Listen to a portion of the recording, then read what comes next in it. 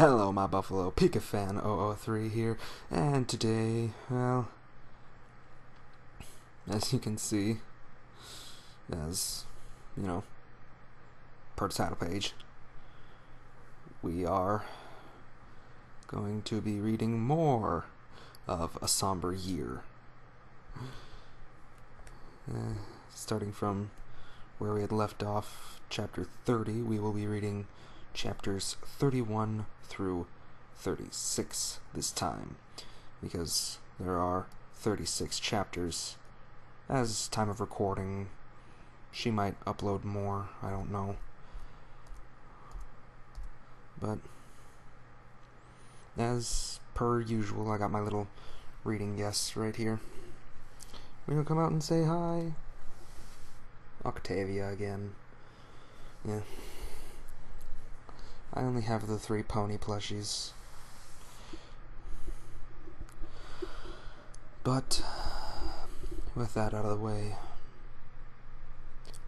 let us begin chapter 31. There's a part in the Badlands where very few ponies know of, let alone explored much of it. Beyond the ragged and cracked canyons and mountains that dominated the area was Grayscale Cave entrance. Well hidden from the eyes of wary travelers and thrill-seeking explorers hoping to strike it big time. Inside was nothing but pitch, inky blackness where not even the sunlight could pierce through it. An icy cold breeze would blow out from the cave every now and then, followed by a deep rumble. Nightmare Moon, dog tag for that, formerly known as Princess Luna, dog tag for that. Anyway, wait, I don't think you saw those. Anyway, Nightmare Moon, better view, formerly Princess Luna. Anyway, landed beside Sombra as she changed back into her physical form.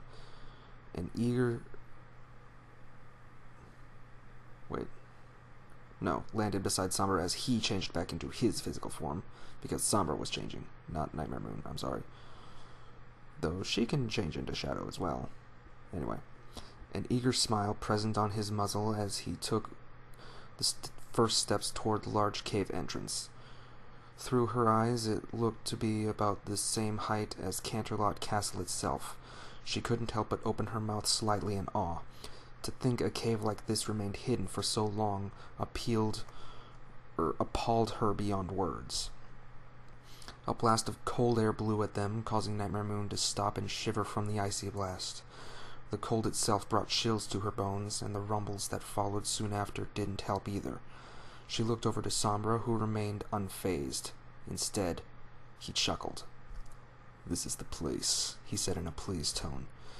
"Are you sure you want to go through with this?" Nightmare Moon asked softly. "What if they try to kill us?" "They won't kill us as long as I'm around," Sombra replied bluntly, not taking his eyes off the cave entrance. "Stay here and don't say a word. These dragons know a frightened pony when they see one," he warned before walking a bit closer to the cave. Nightmare Moon could only watch him with dismay. She questioned herself often as to why she joined him to begin with, but then she would remember that her sister was gone. He had promised her Canterlot as soon as his plan was completed, and Sombra was a stallion of his word. Sombra stepped mere inches from the cave entrance, gazing into the never-ending sea of darkness with excitement and admiration at the same time. It shamed him that he couldn't bring his beloved queen along, but the last thing he wanted was for her to get hurt, or worse. The beings he was about to speak with can be rather unpredictable, which is why he brought Nightmare Moon along. Like him, she knew Draconic fluently. Speaking Draconic, along with his bloodline, are possibly the only things that could save him if something does go wrong. There was another large blast of cold air coming out from the cave, causing Sombra's cape to blow back. Even the cold air gave him goosebumps. Behind him, Nightmare Moon pressed her dark wings tightly against her armored body as she did her best to withstand the air-cold blast, actually wishing for it to be daylight now. "They're here," Somber whispered to himself. "Uyen trespasses now daylock," a deep, chilling voice suddenly asked from within the cave. Nightmare Moon suddenly perked her head up at this and shuddered fearfully for the first time in decades. She looked over to Somber once more and was surprised to find him absolutely calm. "Frulas mi lot gain moidre ni meis wa intrude now hinda," Somber replied smoothly, keeping his eyes directly up at the darkness. There was a brief moment of silence before a large blast of ice-cold air erupted from the cave entrance, followed by a strange, almost distorted roar. Nightmare Moon felt the tiny rocks by her hooves suddenly begin to move as the ground shook. I'm sorry if you can't hear that, but I'm trying to make a rumbling sound with my breath.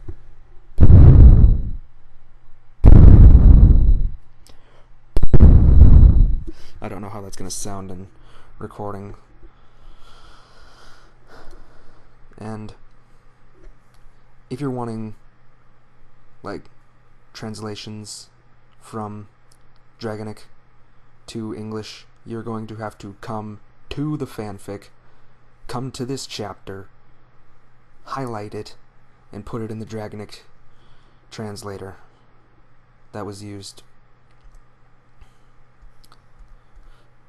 to get the Dragonic words.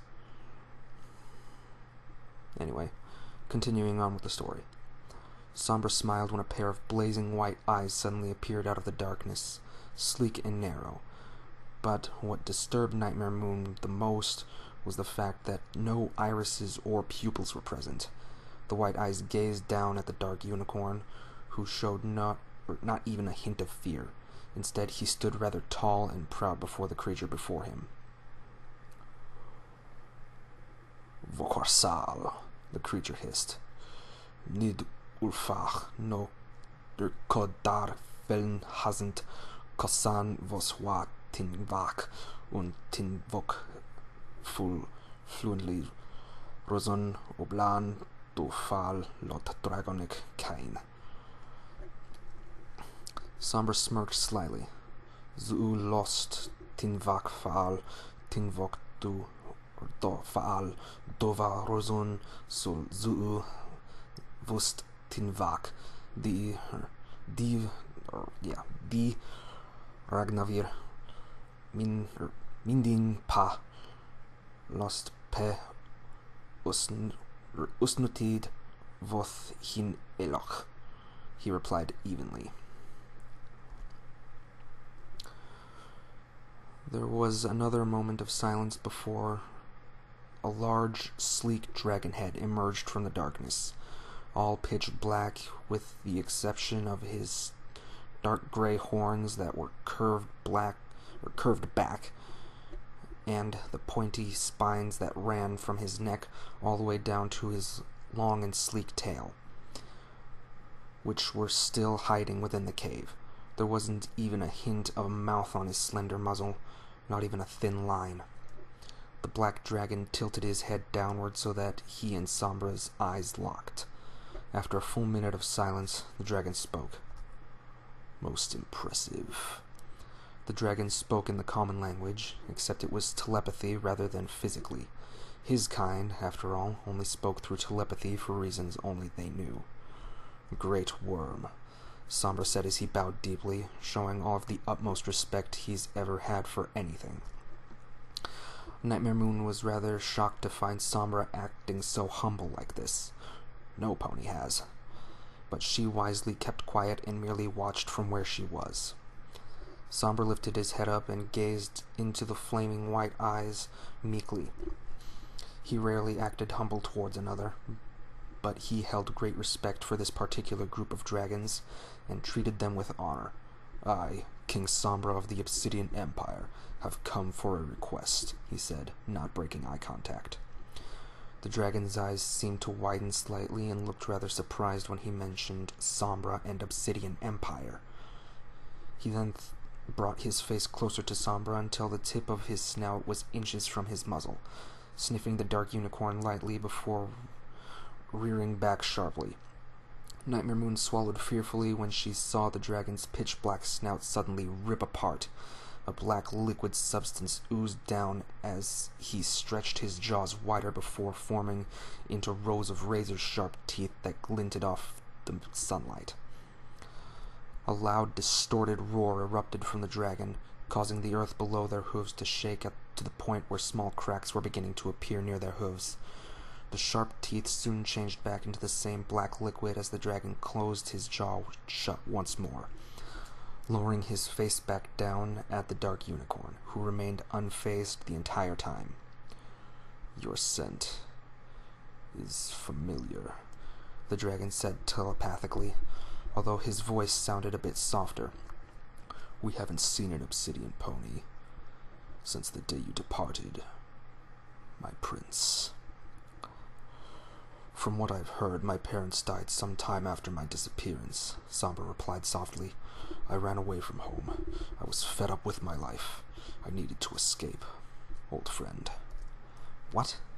Nightmare Moon wanted to ask. All fear she felt was quickly replaced with confusion as she watched the two communicate.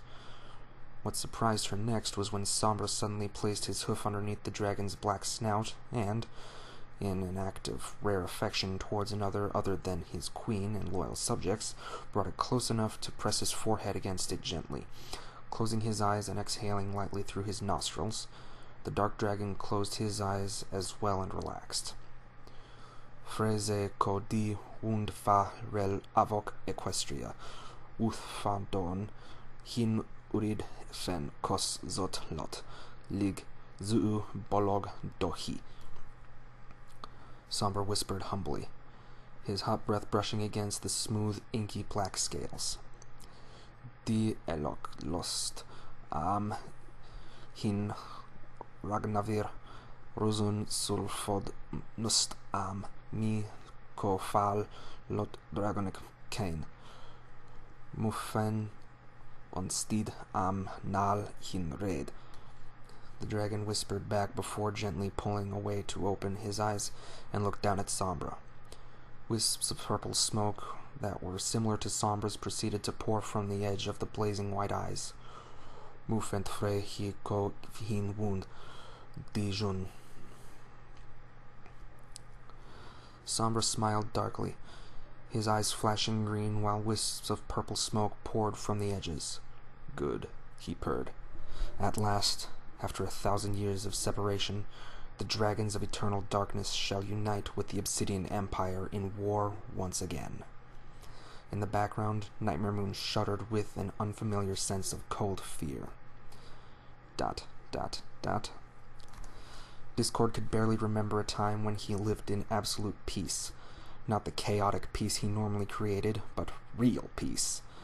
Since the day he was brought up in this cruel world, his life has been filled with nothing but turmoil and, well, chaos. In the beginning, the Dragon Equus of Equestria only sought to live in peace and harmony with one another, using their magic for good intentions only, but then the war between dragons occurred. A group of dragons broke away from the main Dragon Council to create their own magic and spells, but they tempted with fate and created dark magic. They were so enthralled with the dark power that they've created, the darkness itself turned them into unholy beings of indescribable horror. Thus, the war between dragons began. His kind, the Dragon Equus, wanted nothing to do with the war, while the dragons of the Dragon Council respected their decision and left them be. The dragons of eternal darkness saw to it differently by destroying the any Dragon Equus they saw. Ooh. That's dark, especially for Discord's family. But Discord has seen the horrors of war and death before his very eyes, and it wasn't a pretty sight to see. Seeing Celestia so wounded and mutilated almost beyond recognition brought back memories of when he'd been forced to watch his own mother get tortured to death by the dark dragons while his father lay dead by his side. They didn't stop until she was nothing but an unrecognizable pile of meat and crushed bones. That's dark. I'm not gonna lie, that's... Anyway. In the present, he sat on a stool beside the bed Celestia had been placed on, staring at her with something he hasn't felt towards the alicorn in a very long time. Fear. Fear that she wouldn't wake up, that she wouldn't see the light of day ever again. He gently ran a talon from his eagle claw down her cheek in rare affection he hasn't shown in a very long time. "I never thought I'd see you like this, Tia," he said. "I know that once you wake up, you're going to kick my ass, and hasn't any pony ever told you that Rainbow Dash could pack quite a punch?" He then gently rubbed the cheek where the blue Pegasus had punched him. "Tough one, I will admit." The Dragon Equus turned his attention over to the window beside him. The first few droplets of rain started to hit the glass and run down like teardrops. "The doctor said that it will be a long time until you're able to talk again. At least I was able to heal your broken spine and ribs, but..." The Dragon Equus then closed his eyes and sighed heavily. "Tia, do you remember the day I found you and Lulu hiding in the bog just outside of the Everfree Forest?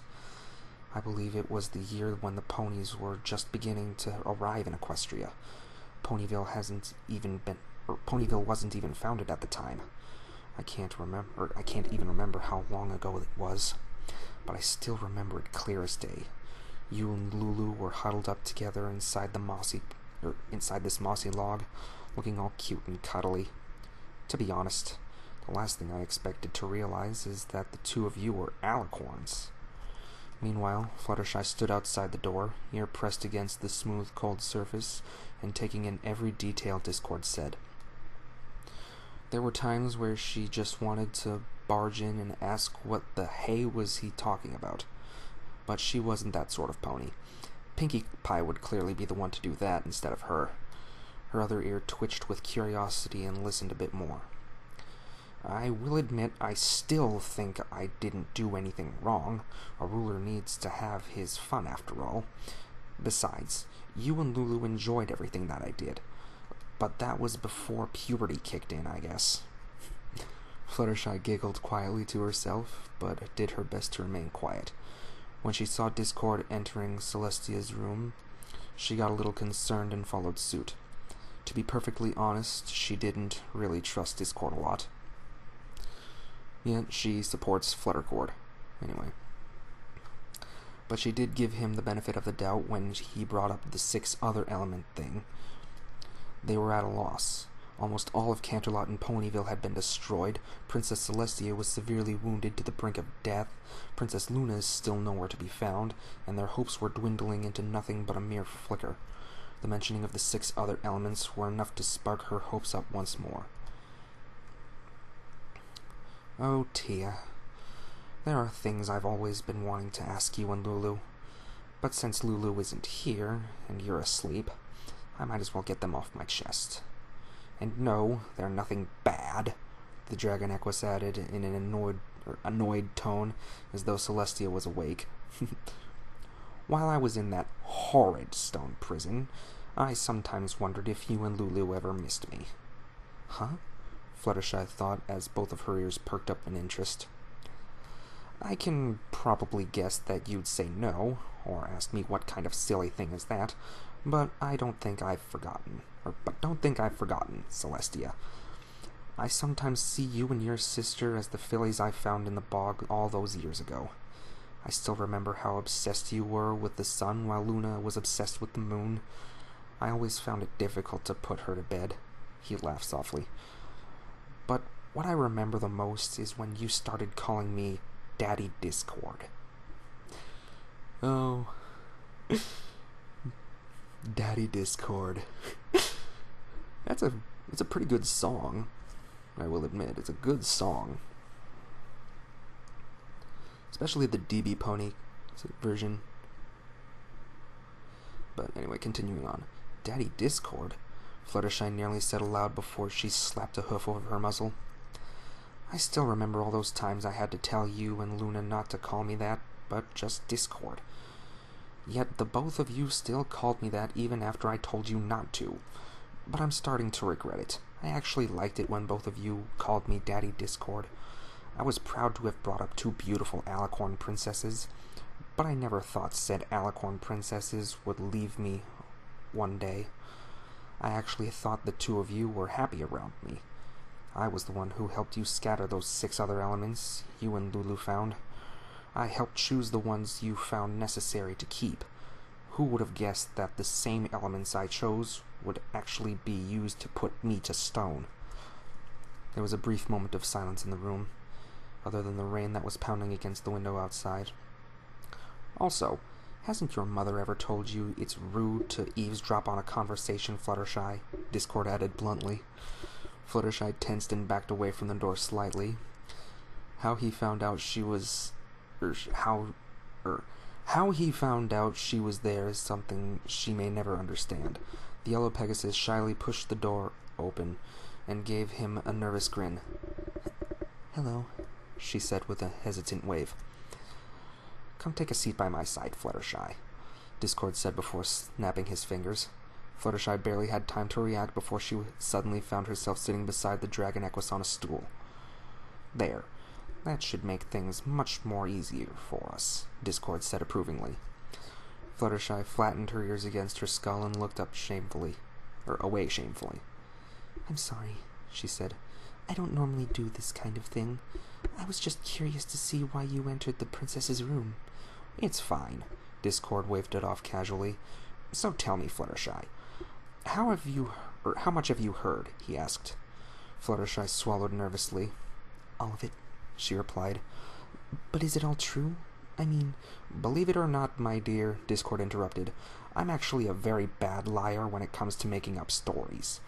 Everything you heard is the truth. Plus, there would be no lying to a princess who can't even react to what I'm saying. And I love a good reaction. Sorry. Fluttershy giggled quietly to herself, then looked over to Celestia's sleeping form, and a feeling of sorrow overcame her. Why would Somber do this to her? She asked. I can understand that he's still angry about being imprisoned in ice 1,000 years ago, but he didn't have to.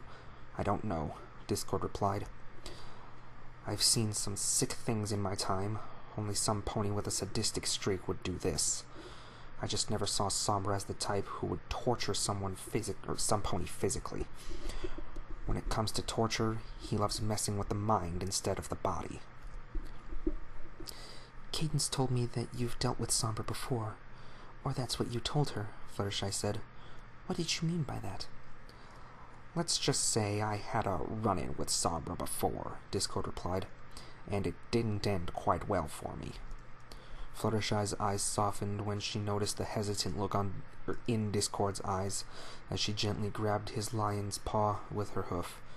What happened? She asked. Excuse me. ...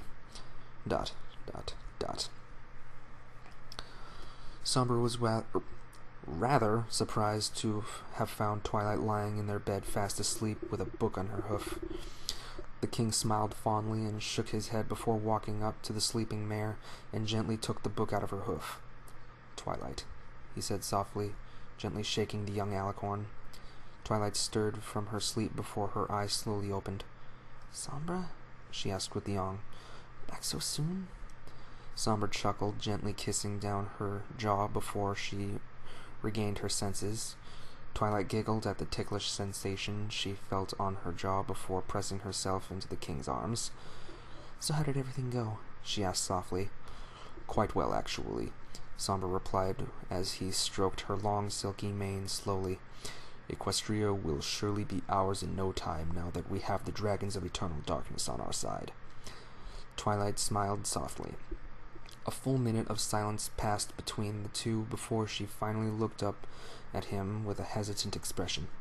Sombra, she said, there's something you need to hear. Somber blinked and tilted his head slightly in curiosity. "What is it?" he asked. He was then surprised when Twilight took his head Twilight took his head and gently moved it down so that it was pressed against her exposed abdomen. He felt rather confused, slightly disturbed by this. "I don't hear anything," he said after hearing nothing, and gave her a frown.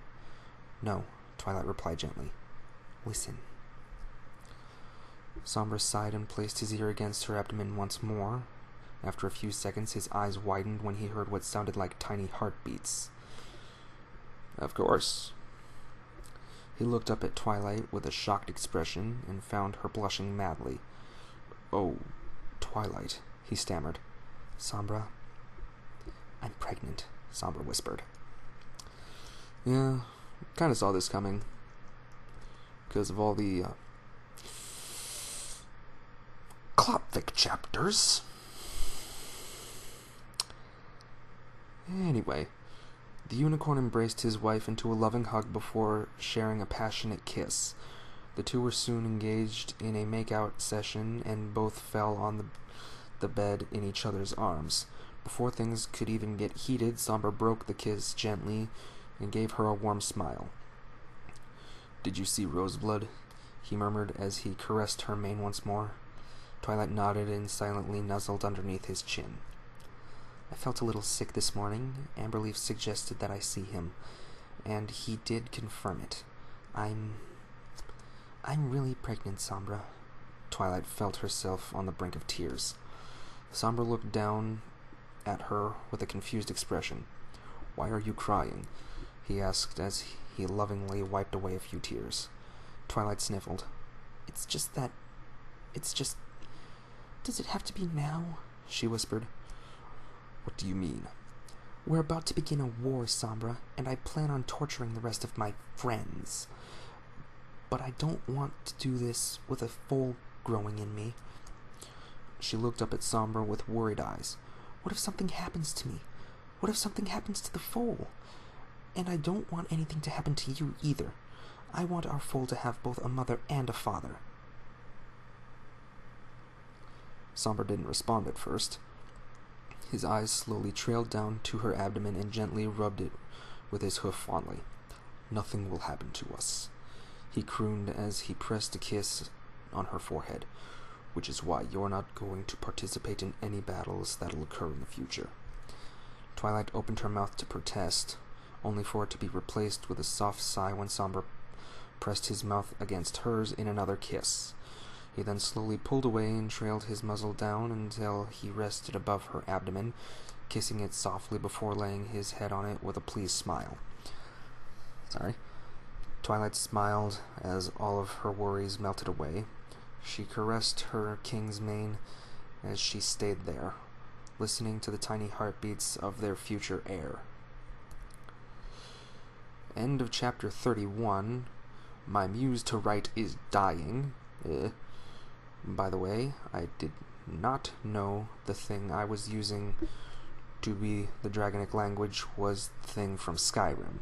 I do not play Skyrim, but my brother does. These are her words, not mine. And I know I'm not her brother. And it turns out the site I was using for the Dragonic language is actually associated with Skyrim, but I am not going to change it.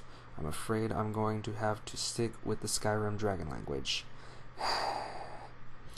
And yes, in the universe where this fanfic occurs in, I implied that Discord found and actually raised Celestia and Luna.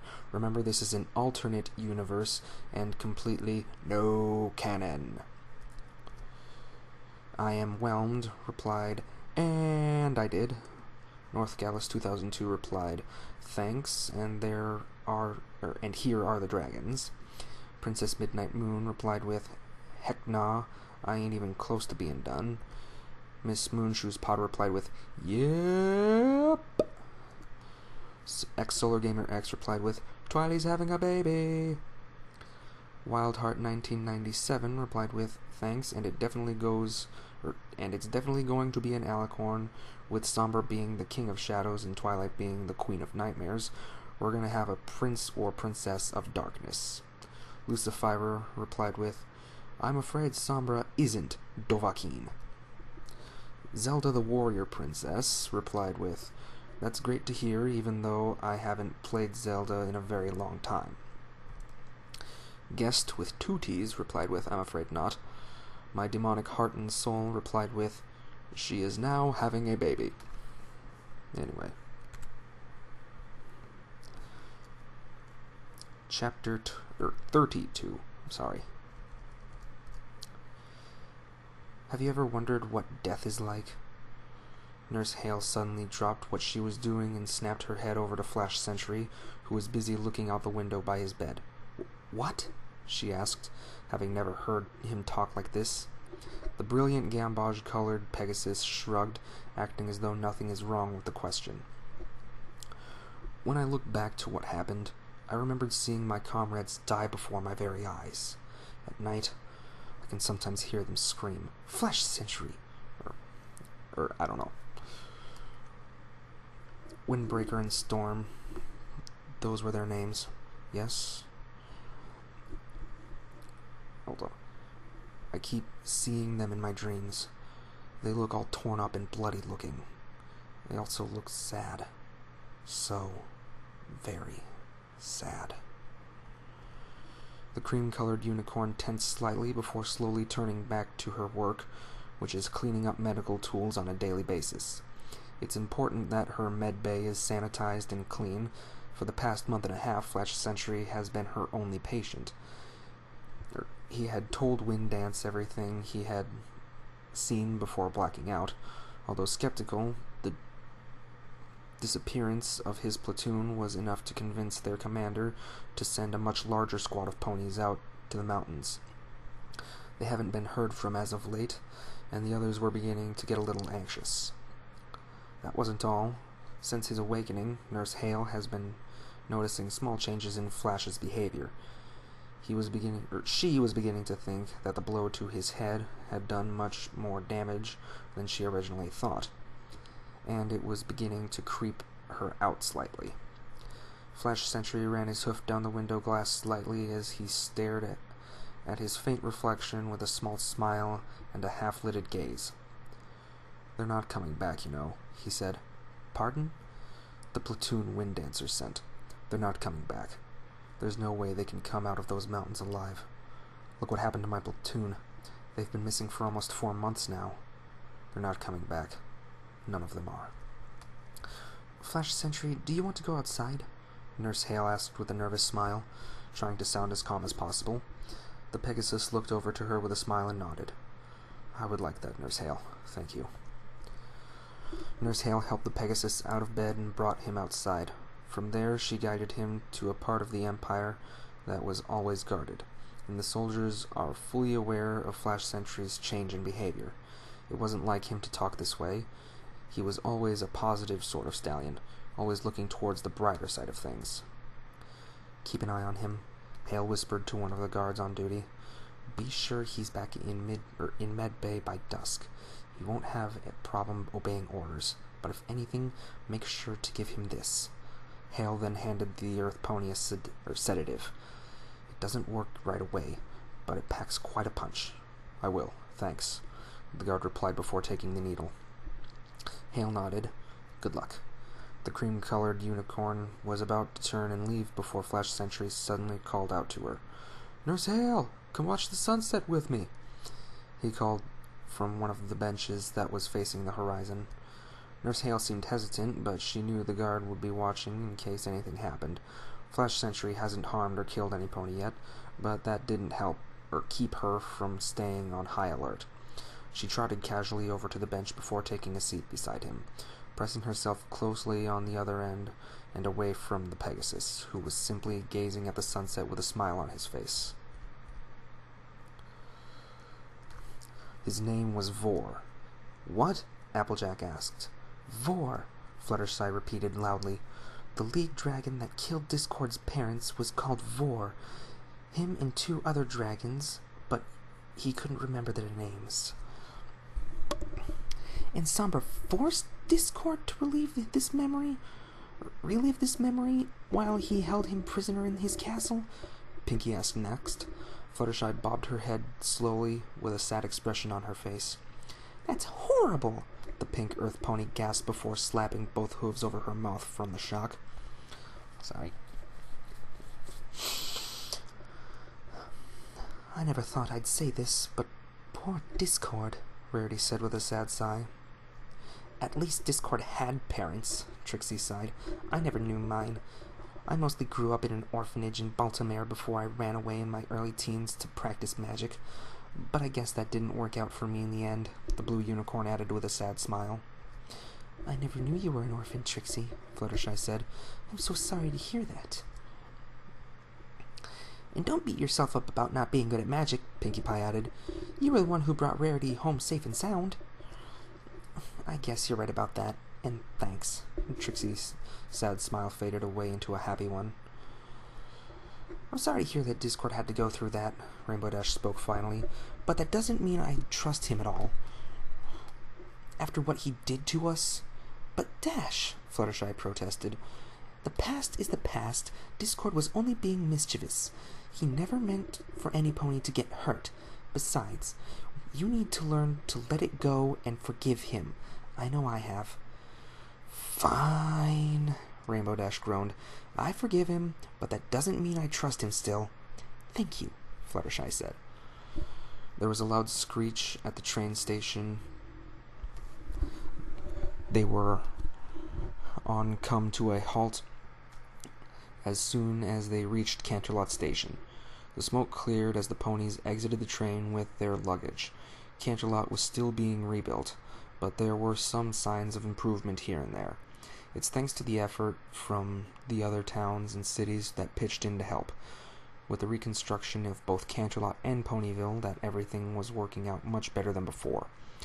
Cadence had already drafted stallions from Ponyville, Canterlot, and the surrounding area to join the army, or Royal Guard, even sending some ambassadors over to the Griffin Kingdom in hopes that they would aid them in the war. The current rulers of the Griffin Kingdom are good Griffins, and are willing to aid the ponies however they can. But she would have to wait and see if it would actually happen. The trip by boat would take at least an entire month if the weather was good. The zebras of the Zebra Kingdom, far down south, had already agreed to assist them. The farewells were heartbreaking. Rarity and Applejack took it the hardest because they still had family. Rainbow Dash treated Scootaloo like family, and found it hard not to cry when they hugged. Fluttershy told Angel to behave with the Apple family while she was away. Applejack gave her older brother, little sister, dog, cousin, and Strongheart a tight hug before boarding the train in tears. Rarity found it hard to separate herself from Spike and Sweetie Belle once more, but she managed after promising them she would come home alive. When they arrived at Canterlot Castle, it was nearing completion. Most of the crumbled walls and towers had been rebuilt, while most of the stained glass windows were replaced with newer ones. Once inside, they were greeted by Princess Cadence and Discord. The Alicorn Princess smiled when she saw the six come in. I'm so glad all of you could make it, she said after they bowed respectfully. I'm sorry it had to come to this, but your skills are needed in the Guard. The remorse was clear in her voice. The last thing she wanted was to place the six of them on the battlefield. But what choice did she have? Hey, we'll do anything to stop that Tartarus spawn of a unicorn. It's fine by us, Applejack said, the others nodding in agreement. Cadence smiled. Thank you all, she said gratefully before her expression turned serious. But first things first, I have news I must share with you. After some research I've done in the castle's library, I've confirmed Discord's story about the 12 other elements. The throne room was suddenly filled with surprised gasps from the main five, looking at one another in both shock and disbelief. Trixie didn't react as much as they did, considering that she's never dealt with any of the elements, but that didn't mean she wasn't surprised herself. Meanwhile, Discord watched in their confusion with an "I told you so" expression on his face. He liked it when he was proven right, but at least Fluttershy believed him. As Discord said, they're scattered throughout Equestria. Where exactly is a mystery, we're still trying to solve. Even I don't know their exact locations, the Dragon Equus admitted. All they did was use their magic and toss them throughout the far reaches of Equestria. Even they wouldn't know. These elements could practically be anywhere. Rainbow Dash suddenly threw her head back and let out a loud groan. Ugh. Why couldn't they have just be hidden in one place altogether? We didn't know just how powerful the elements were at the time, Discord sighed. We had a feeling that there was something to them, but at the same time we also thought they were just special gems. They'll pop up eventually, and all we can do now is keep an eye out for them and pray that Somber doesn't get to them first, Cadence said. I don't think Somber even knows of their existence, Fluttershy chimed. Think about it. We were always brought up to believe that there were only 6 elements of harmony and not 12. It's not like Somber wasn't brought up the same way. Plus, only Celestia, Luna, and myself knew about them. We even made a pact not to say anything about it, Discord added. So why bring this up after so many years? Pinkie Pie asked. Because we are on the brink of war now, Discord replied. And with the first 6 elements destroyed, these 6 others are possibly our last hope for salvation. In the meantime, Cadence chimed in, we must focus our efforts on figuring out what his next plan of attack is. Both sides suffered great casualties during the Battle of Canterlot. He has more than a reason to raid another town for new soldiers. Well, let's look at it this way, Trixie said. Appaloosa and Dodge Junction were home to Earth ponies, yes? Yes, Cadence nodded. And Cloudsdale was home to Pegasi and maybe a few griffins. Yeah, Rainbow Dash said. But all of the griffins who lived there were killed in a massacre. Hatchlings and all. The blue Pegasus then tensed when she remembered Gilda's mangled corpse crashing down outside of Celestia's garden. She knew Gilda had done bad things to her friends, but that didn't mean she deserved to die like that. Well, in case of you haven't noticed, but Sombra isn't attacking random towns. From what I've heard about the Crystal Empire, is that its inhabitants were mostly earth ponies, with very few unicorns and Pegasi to even build an army with. Your point? Applejack asked. Sombra was in need of soldiers. Forcing mares to reproduce would take a lot of time and resources, and he needed ponies to mine in the mines, so instead he came to the conclusion to invade and capture. Translation: capture the necessary ponies that is needed in his army and place the useless ones in the mines. The others looked at Trixie with both surprised and impressed looks in their eyes. They knew in their hearts that Trixie was right. What other reason would Sombra attack random towns and capture its citizens? How she figured this out before any of them is a complete mystery, but it's an impressive move on their part. Sombra lost almost half his legion of Pegasi, or that's what I received from the initial report, Cadence said. So that means he's likely to target a town full of Pegasi then, Rarity mused.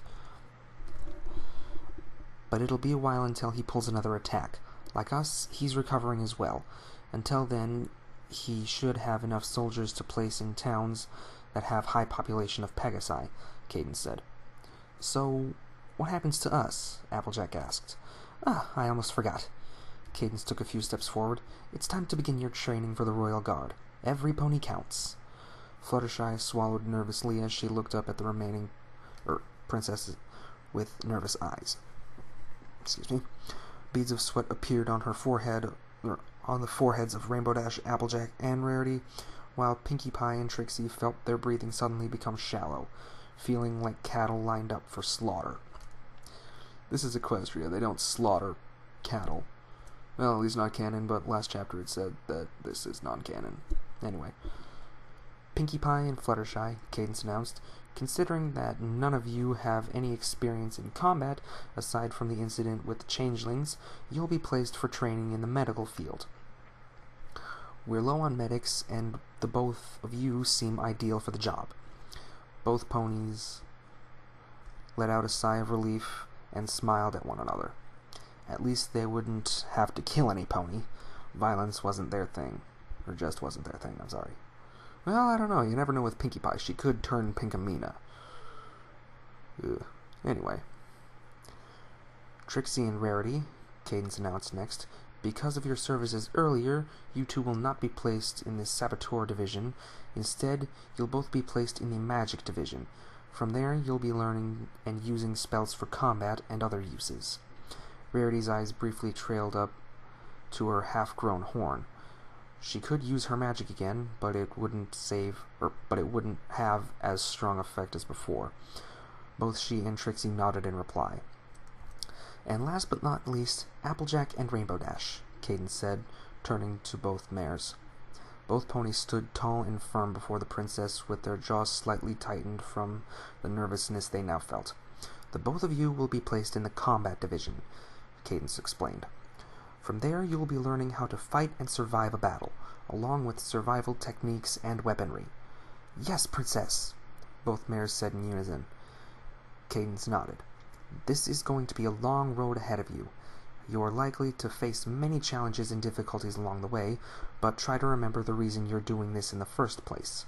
As long as you have purpose, your will to fight will continue to burn like the sun. Thank you, Princess Cadence, Rainbow Dash said before she and the others bowed deeply in respect. We will not fail you or Equestria. Cadence smiled at the 6 ponies. May Celestia bless you all. End chapter 32. Heads up to my legit readers out there. I might be slow on updates. The school year is coming to an end, and I have a crap load of finals to take, especially this big history final that will require knowing everything I learned from units 1 through 7. I really hate my history teacher for that. That's the face it made. Anyway, that and I saw Godzilla on Sunday. It was amazing! The Sunday after the newest Godzilla movie had released. Anyway, plus there's something I've been wanting to say. I would like to thank all of you for your patience and reviews. Please know that I'm grateful for having such awesome readers like you guys. I'm really glad some of you actually liked this story, despite the errors and multiple twists and turns. It really means a lot to me, so thanks again. My demonic heart and soul replied with, I've decided that she's only going to have one foal, but it would be interesting if she had twins or triplets. Miss Moonshoes Potter replied with, well, I don't write that good, but thanks. Princess Midnight Moon replied with, it's a surprise, wink. Stia's Strife replied with, or Street 33 is Strife, but Strife is with a 3 instead of an E. Anyway. Thanks on Twilight's behalf. Wildheart 1997 replied with, no prob. Solo Gamer X replied with, I can't promise anything on the kick-ass name.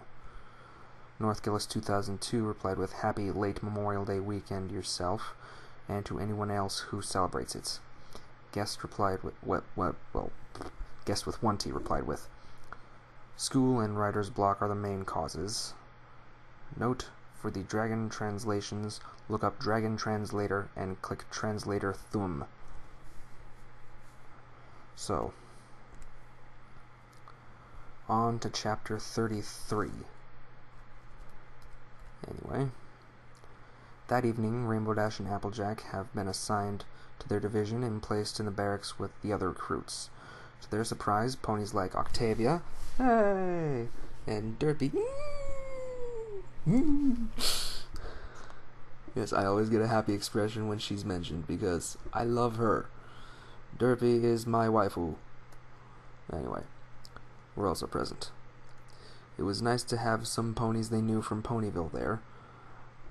They were even more fortunate to have bunk beds beside one another. So you guys were drafted in as well? Rainbow Dash asked. Uh-huh, Derpy replied while bobbing her head happily. I wasn't so sure about joining the Guard, Octavia said, but I had no choice since I was required to. During times like this, every pony is needed. I'm just surprised y'all were placed in the combat division, Applejack admitted. Octavia's smile dimmed slightly, but she simply flipped her mane back elegantly and said, I've taken a few lessons. A mare must learn to defend herself, you know. Hey, where's Vinyl? Rainbow Dash then asked. She was placed in the magic division, Octavia replied. Her expression then shifted into worry as she thought about the unicorn. Poor mare. I worry for her now. Don't worry, Octavia. Vinyl's a toughie, Derpyhoof said from her top bunk. She'll be just fine. I accept your attempt to cheer me up, Miss Hooves, Octavia said. Thank you. Derpy giggled playfully. Not a problem, she said before her eyes suddenly snapped open when she felt herself slipping over the edge. Wow! The Pegasus suddenly fell off her bed and landed in the space between them. I see those little bits that represent her name are what make her so adorable. Derpy! Rainbow Dash gasped as she jumped down and helped the other Pegasus up. Are you all right? I'm fine, Derpy replied, feeling a bit dizzy. Do any of you see stars circling around my head? It is funny because it's cute. Applejack chuckled fondly. Yep, she's fine, she said.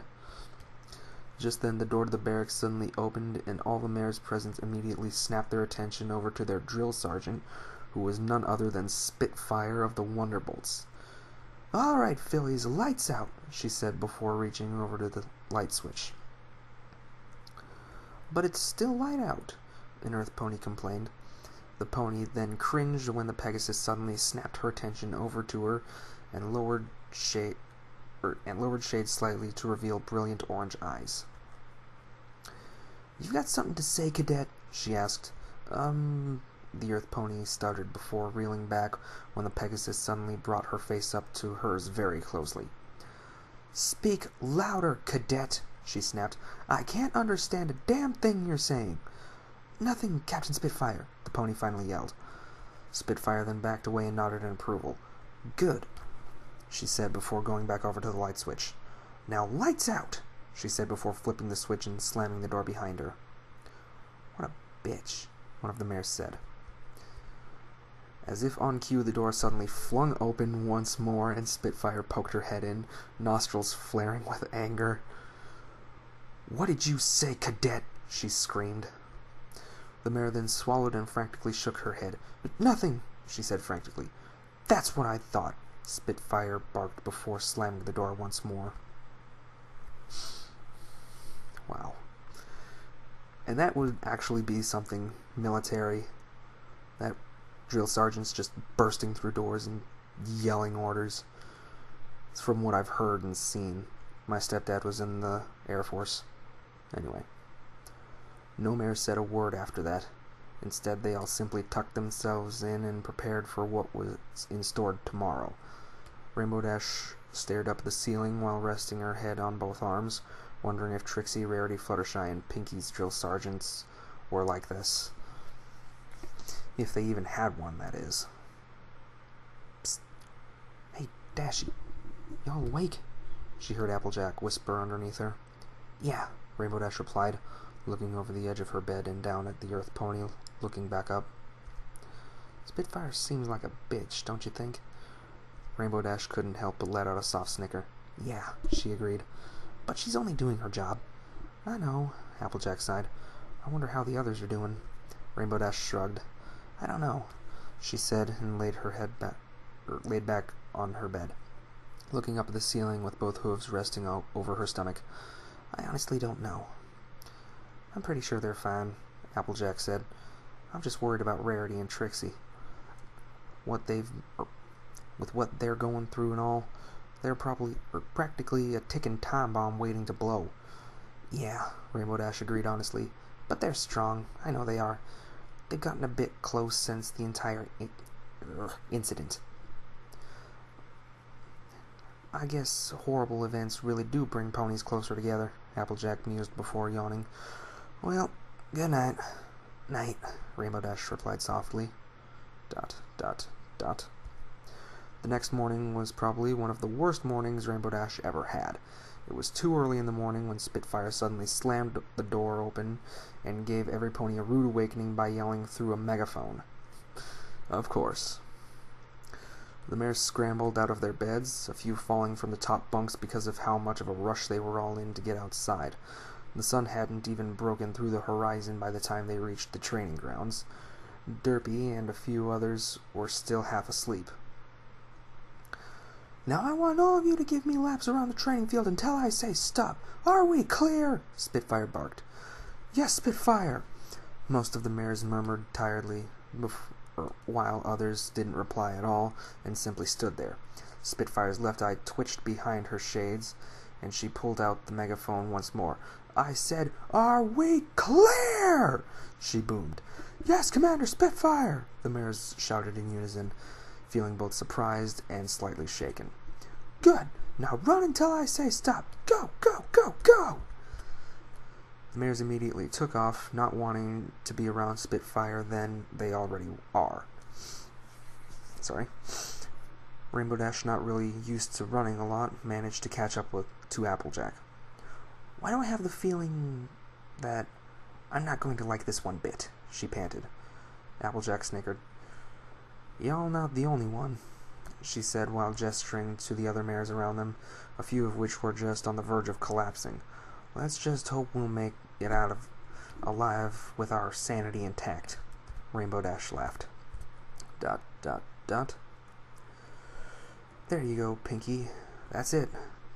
Dr. Beautiful Breeze, chief medic of the Royal Guard, praised as Pinkie Pie finished bandaging up a pony dummy. "Tending to injuries on the battlefield requires concentration and patience, even in the middle of intense combat, which is why the unicorns will be there to assist you the entire time." "Will we get to choose our partner?" one of the Earth ponies asked. "No, your partner will be selected for you before either of you are sent into combat. Whatever unicorn is available shall be your partner." "How long will we be in training?" Fluttershy asked. "Your training depends on what the outcome of the war will be," Beautiful Breeze replied. "For now, we have plenty of medics on duty. All of you will be placed on standby once you reach the peak of your training, which won't be for some time now." Fluttershy swallowed nervously. So far, their training had been fairly easy. In a matter of hours, they learned the importance of knowing which medicine is which, and what wounds to use them on. They were also taught to treat the ones who were more likely to survive, and save the more critical ones last. That's actually wrong. That's backwards in actual medical terms. 'Cause critical patients need to be tended to first, because they need chances to survive, whereas ones who are likely to survive can be waited on. At a later time, anyway. Right now, they were learning on how to patch and cover wounds. "Good job, all of you," Breeze praised every pony who was present with a smile on her muzzle. "But be cautioned. The lessons up ahead will not be easy as it is now," she warned.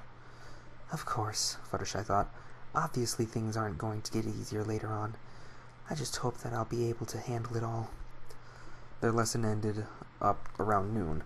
Fluttershy and Pinkie Pie walked side by side as they left the medical tent with the others to the mess hall for lunch. As they walked, Fluttershy noticed that something was a little off about her pink friend. "Is something the matter?"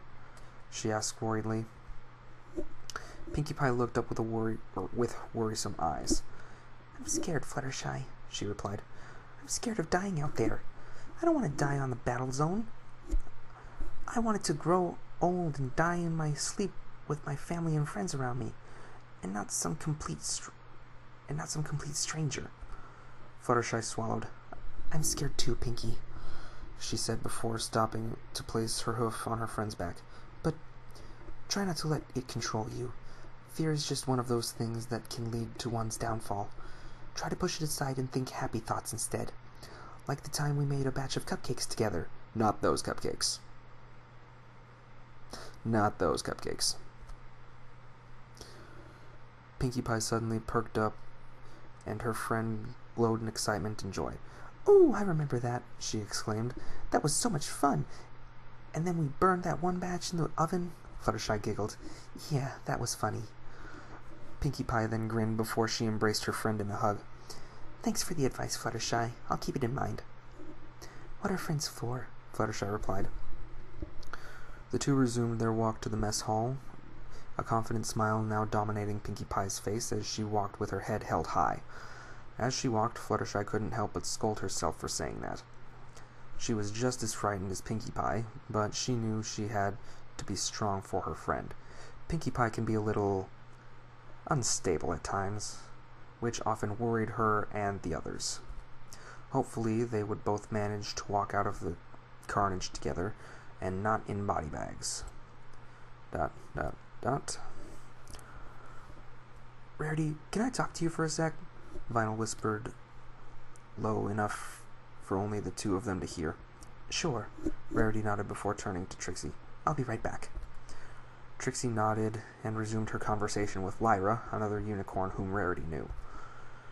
Rarity got out of her seat and followed the other unicorn to the entrance of the mess hall, which was filled with all sorts of unicorns, some of which came from as far as Van Hoover.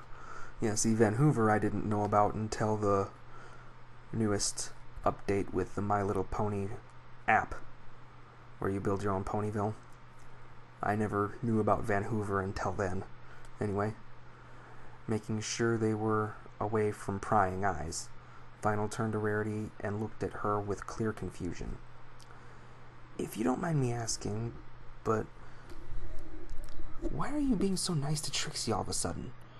Rarity looked confused herself, but she didn't need to ask what she meant. She quickly knew what she was talking about. "It's said that during horrible events in our lives is what brings ponies closer to one another," she replied firmly. "Are you aware of what happened to Trixie and I?" Vinyl's ears lowered against her head, and she gave Rarity a sympathetic look. "Yes, I am. Neither of you deserved what you went through." "Maybe me, but certainly not Trixie," Rarity thought to herself before quickly pushing the thought aside. "Trixie may have been a bad pony when she first came, but that doesn't mean she was one entirely. I've seen good in her during our time together. She's the one who brought me home, after all, and if it hadn't been for her, I'd be rotting in a cell for all I know, or maybe as a limbless body with a head. Twilight did say she was planning on dismembering me alive." "I'm sorry, I was only curious," Vinyl said. Rarity smiled and patted her back. "There's no need to apologize. You aren't the first to ask anyway." The other unicorn chuckled. "I guess so. I just hope Octavia will be all right in the battlefield. She's a tough cookie and all, but I know how you feel. I know how much she means to you, Vinyl," Rarity sighed. "Every pony in Ponyville knows that about the close bond Vinyl shared with Octavia. It was as though they were sisters in a past life who got separated and are now returned in this one. Octavia will be fine. You just have to believe it. Like you said, she's a tough cookie." "Yeah, I guess you're right," Vinyl replied after a few minutes of silence. "Is something wrong? I forgot to mention that you look a bit pale." "What? Oh no, it's nothing," Rarity replied. Sorry, my nose just really itches. "It's just the stress of all this training we're going through. Nothing much." Vinyl rolled her eyes in agreement. "Tell me about it. I'd rather be back in school than this." The two of them laughed briefly before making their way back to their table. "But seriously, it looks like you've got something on your mind." "Really, Vinyl, it's nothing," Rarity assured her. In reality, Rarity was worried about having to meet Twilight once more, especially in the battlefield. No, Rarity thought sadly, closing her eyes. She's not Twilight. Not anymore, that is. I just wish I had the will to tell my friends, but they'll be heartbroken, especially Rainbow Dash and Spike. I won't tell them, for their sake. Yeah, and this was the last chapter posted before school let out. School is out for me. It ended last Wednesday, but still, summertime! Before I continue, I would like to apologize for the long wait. I've been into other things like Mario fanfics and Tomodachi Life that came out on Friday in these states. So updates might be a while again. Plus, I'm hoping on getting a summer job next month. But anywho, thank you all for your patience. Hopefully this chapter was enough to satisfy you. Lucifer replied with, thanks. Fan replied with, that hasn't been decided, I'm afraid. Princess Midnight Moon replied with, finals and other junk got in my way. Miss Moonshoes Potter replied with, at least it's finally over. North Gallus 2002 replied with, thanks, your review really helped me when I received it. Wildheart 1997 replied with, lol, but I'm afraid Flash Sentry isn't becoming suicidal, but he might become homicidal. And I'm afraid there won't be any new ponies to represent the new elements. I don't think the next chapter will pop up, but hang in there. Or I don't know when the next chapter will pop up, but hang in there. And and have a good, safe summer.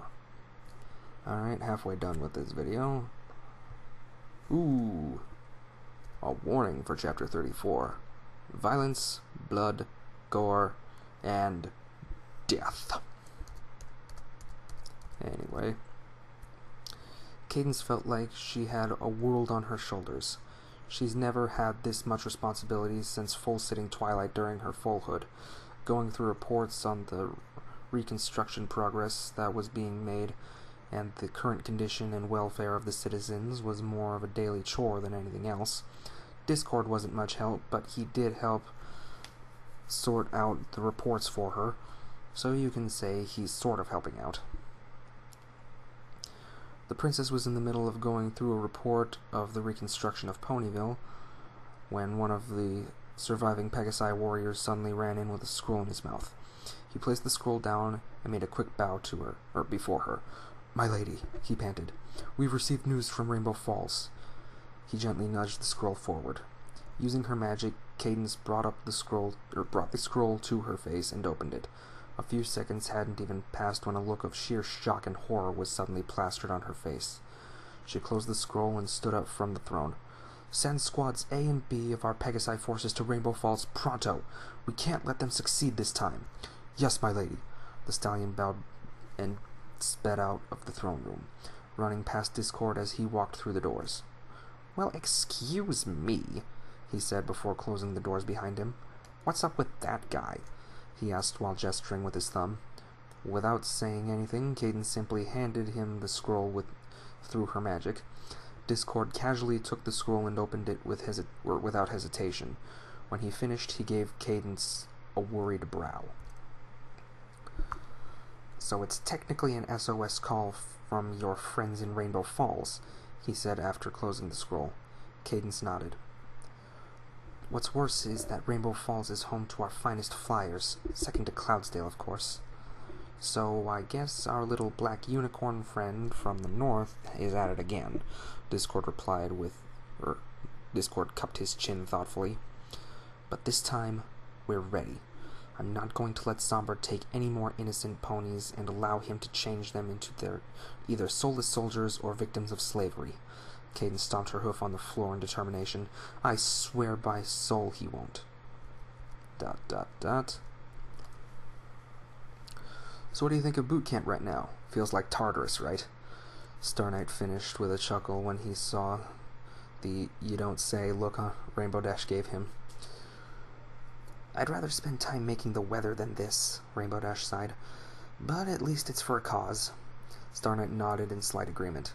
They stood side by side outside the mess hall. It was during one of their breaks, so they didn't need to worry about getting in trouble. Since he was already a fully fledged member of the Guard, Star Knight was wearing his signature armor. Excuse me. Although he took his helmet off to let his mane flow in the cool breeze. It's been a while since we last had a chance to talk. Oh, that was Rainbow Dash voice. I'm sorry, I meant for Star Knight voice. Anyway, Star Knight said as they looked up at the passing clouds. I've been so busy with the recovery that I didn't get a chance to even write to you. It's alright, Rainbow Dash waved it off. I've been busy too. The blue Pegasus suddenly found herself heating up slightly. Oh, please don't be turning into one of those. She looked away from his face and towards the sky in case she was blushing. Okay, Dash, this is your chance to finally stop being a nervous bitch and admit your feelings to the stallion. You might not get another opportunity like this. You alright, Dash? Your face is a little red, Star Knight said with a hint of concern. Rainbow Dash's ears shot up. Crap! She turned her head over to Star Knight and gave him an assuring smile, although it wasn't enough to hide the faint blush on her cheeks. I'm fine, really, she said, but Star Knight didn't buy it. Instead, he gave the impression like he didn't want to push the subject further. Alrighty then, he hummed. Rainbow Dash narrowed her eyes at him. She opened her mouth to say something, but was suddenly cut off when the intercom suddenly came to life. Attention all guard personnel, Spitfire's voice boomed through the speakers. Princess Cadence has requested for all Pegasi in squads A and B to report to the armory for immediate battle preparation. Rainbow Dash gasped and looked up at Star Knight, who had a grim expression on his face. Duty calls, he sighed while getting up on all fours. Star! Rainbow Dash gasped as she embraced him in a tight hug. Do you have to go? I have to, Dashy, Star Knight said as he pulled away. I'm Squad B. I have to report for combat, whether I like it or not. You know this, Dash. Why are you acting like this all of a sudden? It's just... Tears leaked from the corners of her eyes. You know my friend, Twilight Sparkle? Star Knight thought for a second before nodding. Yeah, you've told me about her once. The truth is... Rainbow Dash let out a shameful sigh and flattened her ears against her rainbow mane. She closed her eyes and looked away before whispering, I was in love with her. Say again? Star Knight asked, feeling a bit confused. What does any of this have to do with how she's acting right now? I was in love with my best friend, Star, Dash cried, not caring if anyone else heard. I don't know why, but I did. I saw Twilight before, or more than just a friend. Sorry. Oh, Star Knight said quietly. When she died, I was heartbroken. I never got a chance to tell her that I loved her because I was afraid that because of what every pony else might think. I didn't want ponies to look down on Twi because she was dating a mare like me. So that's why I kept my fucking trap shut the entire time. I never thought I'd find another pony like her. But then I met you on the train. She looked up at the white stallion with tears running down her cheeks. I love you, Star Knight. I've loved you the moment before those changelings attacked, and the reason why I don't want you to go is because I don't want to lose you like how I lost Twilight Sparkle. Rainbow Dash suddenly felt lighter now. Her chest was heaving from all the yelling she had done, which caught the attention of a few others, Applejack included. Star Knight said nothing, and had a blank expression on his face as he watched the mare catch her breath. Rainbow Dash closed her eyes tightly and waited for the part where he would reject her for loving him, or question her if it was just an excuse to stop him from leaving. After a moment of silence, Star Knight approached Rainbow Dash until he was only an inch from her. He gave her a loving smile and said, I know. Rainbow Dash's eyes snapped open just as she felt his lips touch her forehead in a soft kiss. Her face was red and she was rendered speechless. Star Knight kept his lips on her forehead for a good full minute before he stepped back and placed his helmet on.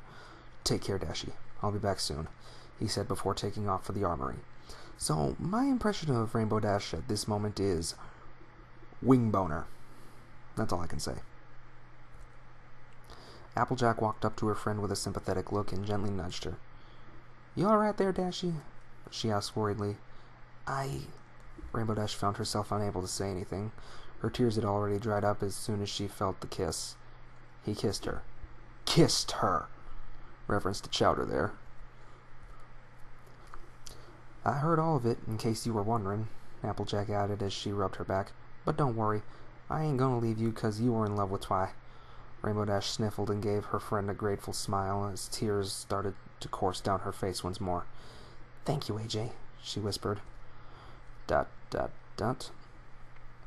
Weather conditions were perfect for Squads A and B as they made their way over to Rainbow Falls. For Star Knight, it only meant he was going home for the first time in a year.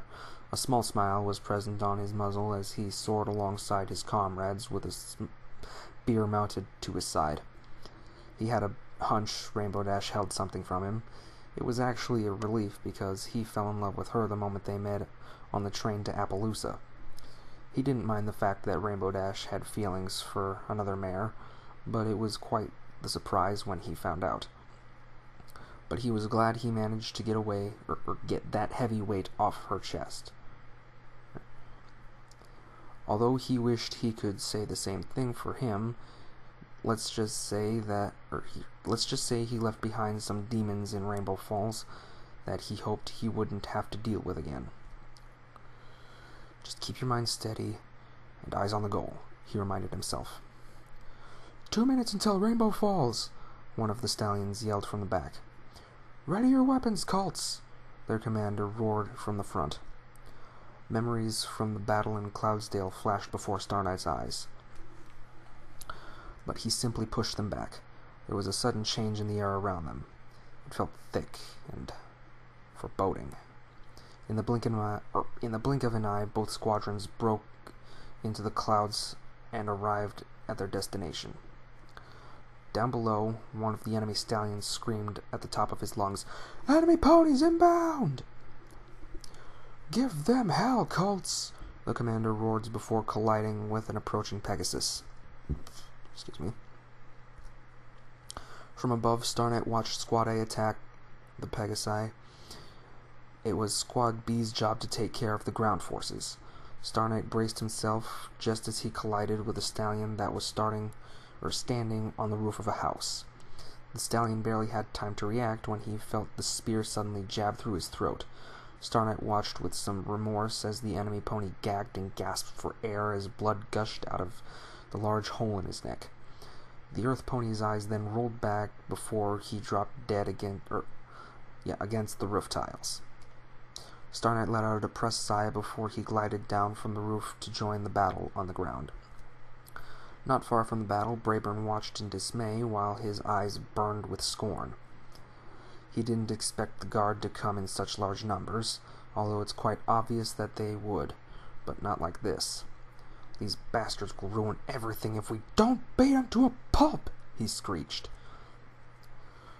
"There's just not enough of us, sir," one of the soldiers yelled. Brayburn let out a frustrated growl when he raised his sword. Then I shall make them shed blood myself," he neighed madly before charging into battle. He will not fail his king. He will not make a fool of himself while Blackfire mocks him for his failure.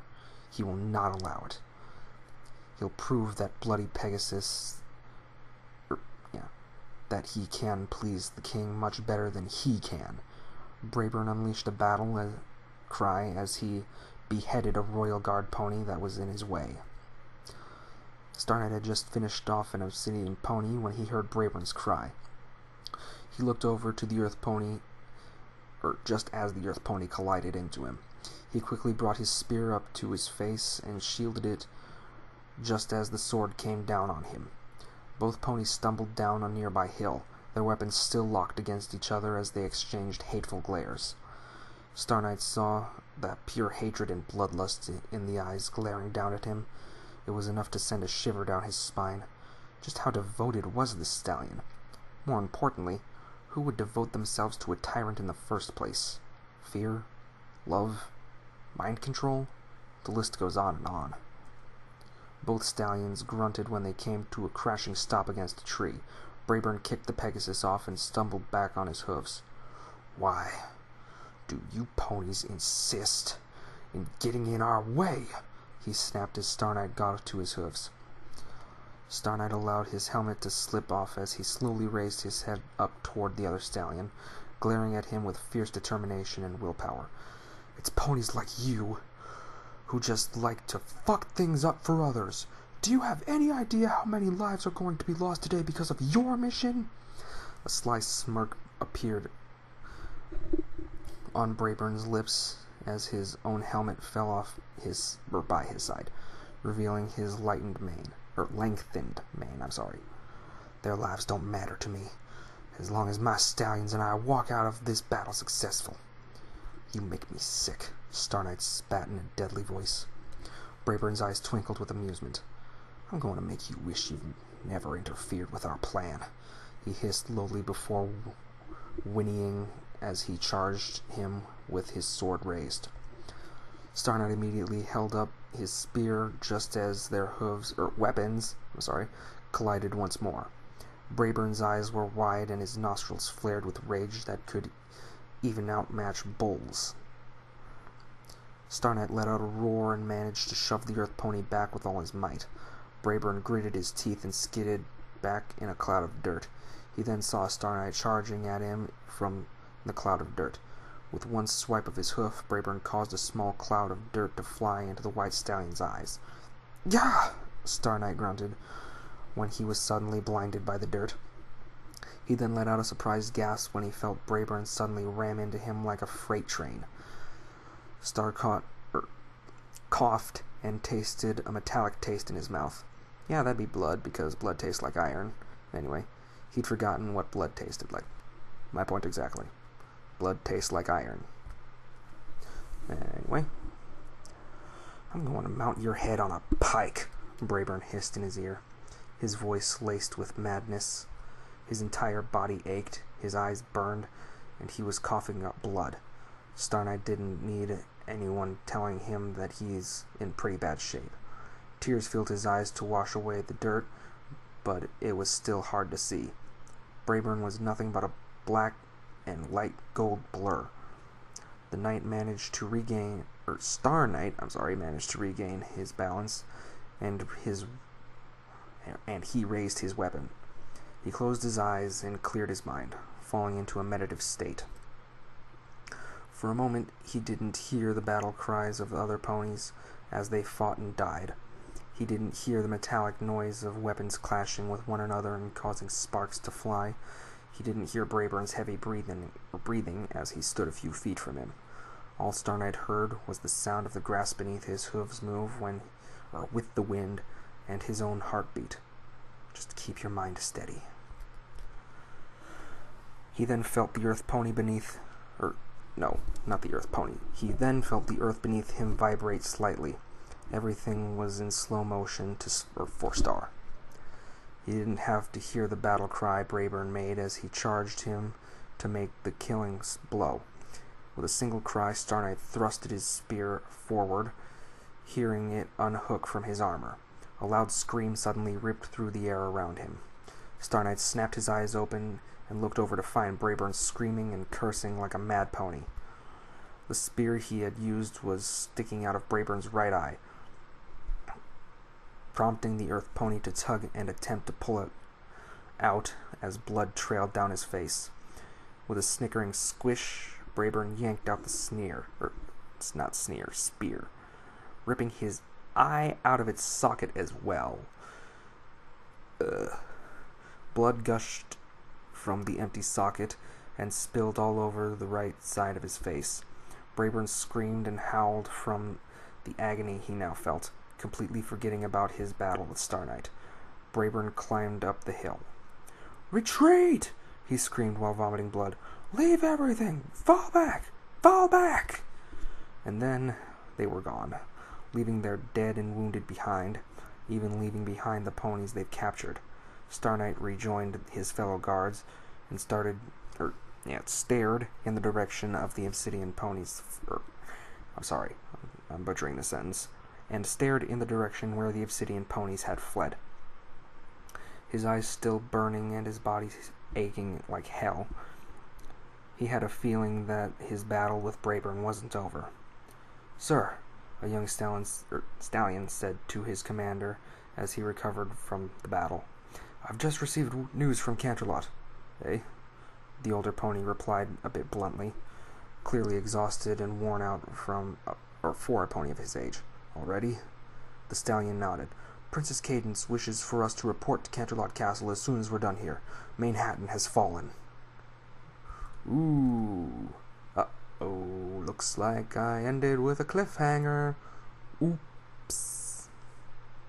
But anyway, that is the end of chapter 34. Wildheart 1997 replied with, "Everyone knows Blue Blood's dead. I just didn't write it down, and thanks." Zelda the Warrior Princess replied with, "That won't be for a while, I'm afraid." Miss Moonshoes Potter replied with, "Can't get rid of me that easily." Princess Midnight Moon replied with, "Glad to hear that." X-Solo Gamer X replied with, "Trixie is not going to be the new Twilight."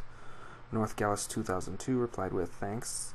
Fireflame 159 replied with, "That's really great to hear. You have my permission to use Star Knight, but be sure to give credit. Other than that, good luck." Hopeless Romantic for Life replied with, "Lucky for you, Fluttercord is present in this fic." Now, unless these are all replies from, private messages that were sent, or just continued from, conversations they've had, I have no idea. I don't know the fanfiction comment system. I'm more so associated with the YouTube comment system. Alright. Chapter 35 of 36. As of now, there might be more chapters. I don't know. Warning. Violence, character death, blood. Let's begin chapter 35.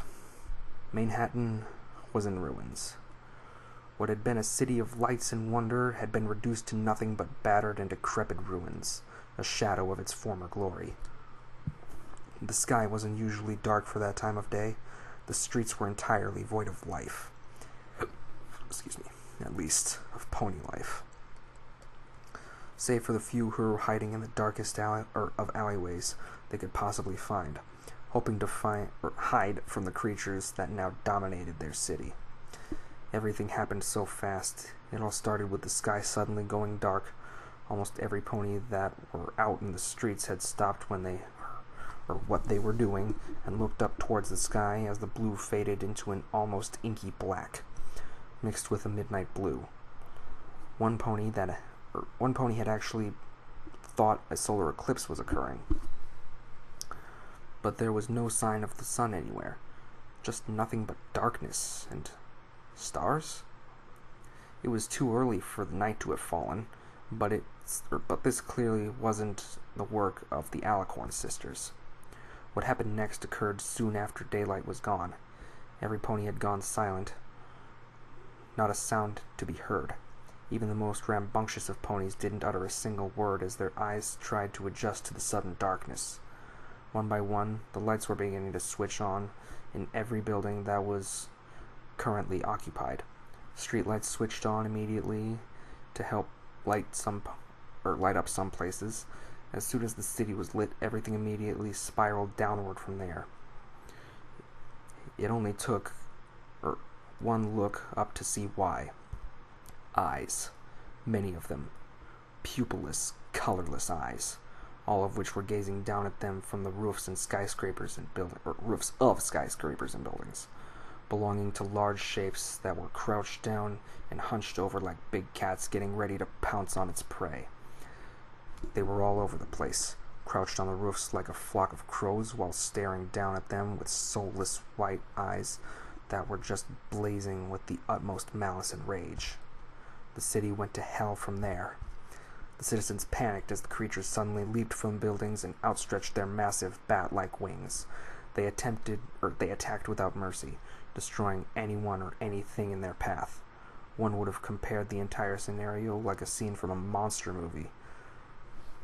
It was every pony for themselves now. Carnage now littered the streets. A few blood splats were present here and there. These creatures, dragons to be more precise, still lurked in the area, whether in the sky or on building tops, looking for anyone who dared to escape. Sunflower had never seen the likes of it before. She's watched monster movies with her little sister Babseed, but never would have thought it could happen in real life. She daringly stuck her head out of a dark alleyway to check if the coast was clear. Times Square was completely deserted, not a soul in sight. The big television screens that overlooked the area were cracked and sparking. The dragons don't seem to like the light so much. She just had to make it to the docks. She could take a boat and get to the mainland from there.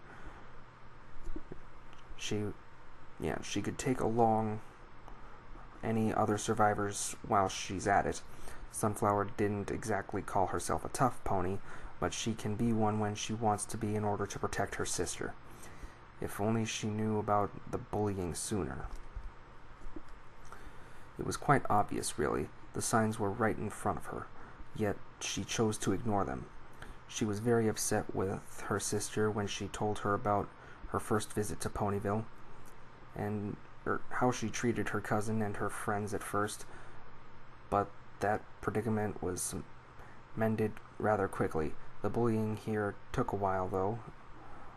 Since then, she started to act more like a protective mother than anything else. But Babs was away right now. At least she wouldn't have to endure what every pony else in the city was going through. She couldn't help but envy her little sister a bit. Surely some pony on the mainland would have realized something is wrong by now, Sunflower thought. She couldn't help but doubt that help would be arriving anytime soon. All she could do was pray to Celestia that she would make it out alive just to see her little sister once again. It's assuring to know that she's currently in safe hooves as of now. That thought alone was enough to comfort her for the while. She quickly retreated back into the shadows when a large form suddenly soared overhead. She prayed that they didn't see her. As soon as they were out of her line of sight, she took a step out of the alleyway, leaning her head forward and looking both ways before deciding whether or not it's safe to cross. These dragons could be perched on a rooftop for all she knew. It was hard to tell because of how dark it truly was. At least some of the streetlights were still working, although it gave off an eerie vibe, knowing that something could jump out at you at any moment. It's enough to cause anyone's skin to crawl. She just had to make it to the next alleyway. Then she would be safe until next crossing. She cautiously made her way across, her eyes constantly darting in every direction as she did so. It was quiet. Too quiet. Anyway, she jumped and let out a small scream when she heard something suddenly crash behind her. Snapping her head over her shoulder, she was relieved to find out that it was only a rat. Stupid rodent, she muttered to herself fondly as she watched in retreat into the darkness, but the moment was short-lived. Loud panic squeaking was suddenly heard from the darkness before coming to an abrupt halt. A sickening sound resembling the bones breaking followed quickly after. Sunflower suddenly found herself unable to move. She was paralyzed on the spot. She kept her eyes on the darkness as a low growl was heard. Soon a pair of white eyes were revealed. Sunflower felt her heart suddenly begin to beat erratically as the slim dragon slowly crawled out of the dark alleyway in a position similar to a stalking lioness. The dragon wasn't all that big, about the size of 5 bushes stacked on top of another, and it didn't seem to have as many scars as the others. Possibly a young one? She's seen ponies get devoured whole by these dragons. Some of them were still alive. The most chilling part about it is she could still hear their faint, muffled screams as they slid down the esophaguses before becoming silent once they reached the belly of the beast. Ugh. Just the thought of being swallowed alive, that's just terrifying for me. Anyway, she was determined not to end up like them. She will see her sister again. Filled with a whole new surge of adrenaline, Sunflower was able to snap back to her senses and bolt out of there. The dragon suddenly unleashed a deafening, distorted roar before it went after her, spreading its wings and taking one giant leap into the air. Sunflower dashed down the abandoned street as fast as she could, dodging anything that got in her way, but what scared her was the fact that these dragons flew in absolute silence, like an owl, to say the most. It only heightened her paranoia levels. She kept her eyes straight ahead, not wanting to look over her shoulder just to find him, actually gaining up on her. The farther she ran, the darker things got.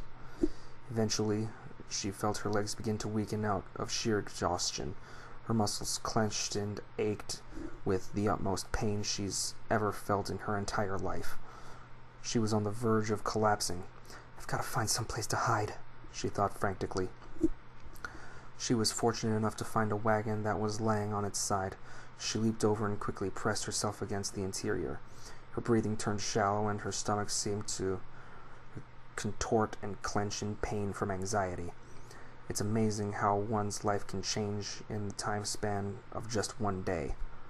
It's amazing how one's life can change in the time of 1 second. Half that even.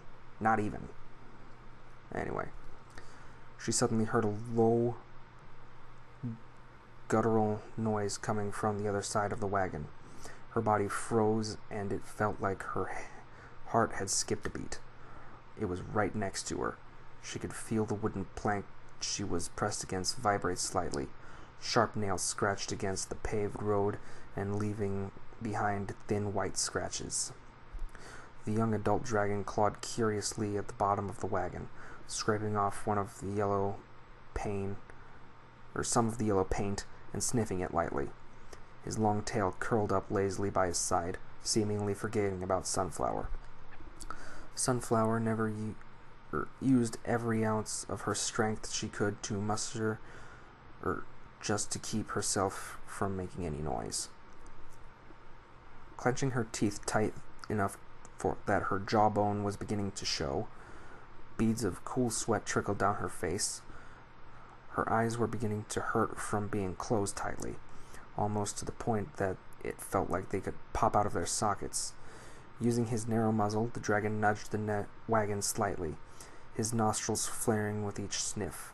Sunflower fought hard not to squeal when she felt herself moving along the wagon, her rear hurting from scraping against the pavement. Like a curious puppy, the dragon then proceeded to paw at it, leaving a few gashes here and there. Sunflower whispered a prayer to any higher power in existence that the dragon would get bored and leave. Her heart started to race with panic when she felt tears beginning to squeeze out of the corner of her eyes. She was beyond scared. Nothing could describe just how she felt now. Without warning, a muffled hiccup slipped from her muzzle. All movement from the dragon ceased. There was a stillness in the air, thick and almost suffocating to say the most. It made the frightened mare wish that the dragon would make a noise, any noise. "It's a trick," she thought. "He's trying to lure me out." Excuse me. A sudden force of brute strength smashed against her side.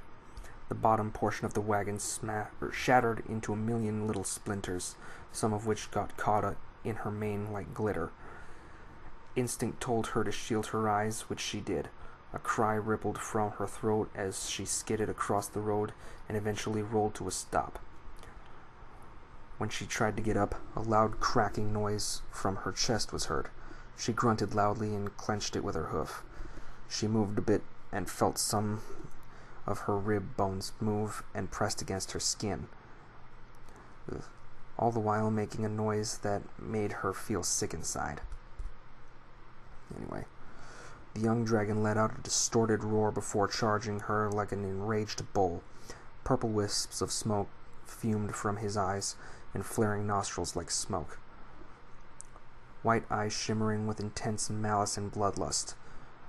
Never has she seen so much hatred in a creature's eyes. If this truly was going to be her demise, then she would go down with a fight. The Apple family is known for their strong-willed attitude. It's time to live up to that name. Stammering back on all fours, Sunflower turned and glared at the charging dragon. With a piercing scream, she lunged forward and landed on the dragon's head. She hastily turned around so that she was facing forward and gripped the curved back horns as though they were as though they were bike handles. Never have I seen a pony riding a bike. I've seen a pony flying a helicopter, but I've never seen a pony riding a bike. Anyway. The dragon started to buck wildly like a mad stallion, hissing and snapping, wings flaring and unflaring, tail flailing all over the place. Sunflower yanked his head to the left. The dragon reeled to the left with such force that she nearly fell off when she crashed into a nearby store. The dragon got back on his feet without issue and resumed tempting to buck her off. Sunflower yanked his head to the right, and he crashed into another building. The mare didn't know how much longer she could hang on. Her grip on the horns was weakening. The dragon let out howls of shrieks of desperation. His cries echoed through the seemingly empty city. Sunflower didn't know exactly when she finally fell off the dragon. The next thing she knew, she was on the road once more. Her body was a completely broken wreck. Across from her, the dragon was just beginning to crawl out of the rubble of a broken store. Covered in scrapes and bleeding in a few places, everything sounded muffled now. Her vision was blurring and fading. She felt digits suddenly wrap around her petite form in a bone-crushing grip. She struggled to lift her head and face the dragon that now held her. This one looked older, much older, eyes burning like white fire as they stared into her very soul with little to no compassion, only hate and malice. He was also twice as large as the one who had been chasing her. Speaking of which, she saw it approaching, a dragon much larger than him, except this one had impressive curve-looking curves, along with feminine-looking eyes and features. The young adult made a soft whine before rubbing his head underneath the dragoness's, who returned a nuzzle. A mother and children, perhaps? Then that would mean the one that currently had her in his claws must be the father. She felt his hate and rage fill her to the brim. She shuddered and whimpered mournfully. "I'm sorry, Babs. It looks like Big Sister won't be seeing you after all," she thought as tears started to flow freely down from her face. Using what little pride she had left, Sunflower focused her eyes on the dragon in a hateful glare that matched his evenly. Is this what it felt like to die? To know that your life is coming to an end in a matter of seconds? Why did she feel so calm then? It no longer mattered to her. In a low, bitter voice, she hissed, "Be done with it, you son of a bitch." Sunflower imagined a beautiful-looking meadow filled with apple trees, some with blooming pink flowers and others with fresh apples that were just perfect for picking. She imagined it under a clear blue sky with Celestia's sun watching over them. She imagined rolling green hills around them. She imagined walking in a field of golden wheat and approaching the meadow entrance. She imagined seeing her family waiting for her at the entrance with big smiles on their faces. She imagined herself watching her little sister grow up to be a strong, independent mare with her cutie mark resting proudly on her flank. The dragon roared as he crushed her body with one squeeze and replaced with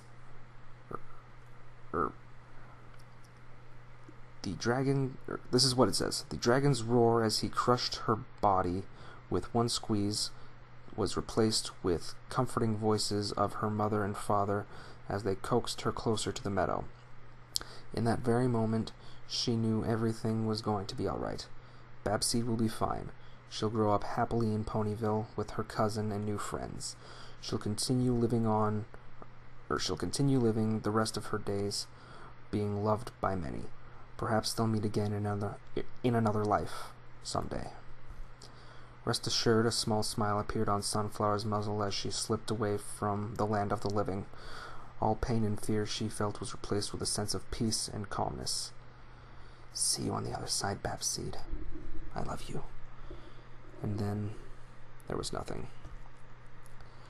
Fell swallowed Sunflower's corpse with no care whatsoever, and licking the blood that coated his digits.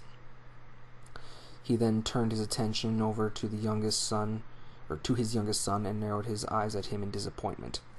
"Pay more attention on your prey, boy, and less on something ridiculous like a wagon," he huffed. Serp bowed his head shamefully, while his mother continued to lick his wounds soothingly. "I'm sorry, Fel. I was only curious." Fel growled and reached his clawed hand forward, gripping his son's chin roughly and yanking him forward until the tips of their snouts were only an inch from each other. Othim, Fel's mate, wisely said nothing and obediently stayed where she was. There was no such thing as love or compassion in their clan of dragons. She was only licking his wounds because it was necessary, out of maternal instinct. "Curious. Curious," Fel repeated slowly, his eyes glowing bright and fumes of purple smoke spilling from the corners. "Fail me again, boy, and I will crush your pitiful skull myself." He dug his nails uncaringly into his soft scales, causing blood to trickle down the fingers. "Yes, Fel," Serp yelled, grunting with relief when he was finally freed from the grip. "Inform the others that our work here is finished. I shall notify Nightmare Moon myself," he said sternly. Mother and son nodded silently in reply. Dat.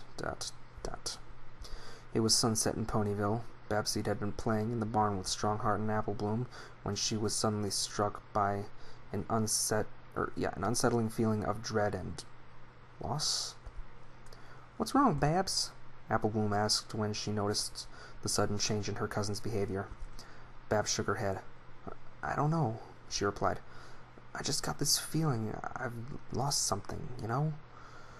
The filly walked up to one of the small windows and was facing the direction of Manhattan and placed her hoof over her heart worriedly.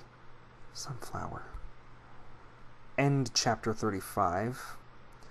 It ends with a little note of semicolon, which means straight-faced crying. But anyway. Sorry for the long wait. I've been into Godzilla as of late. By the way, the dragons of eternal darkness don't speak with their jaws. They speak telepathically because their jaws look like it's nothing but a stump until they're ripped open. And Sunflower is actually the name of Babseed's older sister, in case anyone doesn't know. I cried a bit while I was writing her death. Yeah. Anyway, I was listening to a song called Everybody Wants to Rule the World that's covered by Lorde, and it reminded me of this fic so much that it helped spark the idea for this chapter. If you ever have the chance to listen to it, you'll know what I mean. And I did. I actually did listen to it. I could just see that song being used as a trailer for an animation for this. Anyway, Northgallus 2002 replied with, "Let's just say that our heroes will be finding the other elements in a rather interesting ways. No spoilers." Princess Midnight Moon replied with, "I'm afraid they won't be showing up for a while." X replied with, "Seeing how far I've gotten and how so many people seem to love this fic, there's no way in Tartarus I'm going to discontinue this fic. And good luck with the Tumblr thing, by the way." Miss Moonshoes Potter replied with, "We already settled this. Hope you enjoyed this chapter." Zelda the Warrior Princess replied with, "Death and Dragons." Wildheart 1997, "Glad you like the dash star thing. I believe there'll be some of that in the next chapter." Hopeless Romantic for Life replied, "Thanks for the notification. My mind tends to wander away when I write sometimes." Guest, with 1T, replies, "That's great. Glad to hear it. Austin, thanksies." Okay, a little footnote after the comments.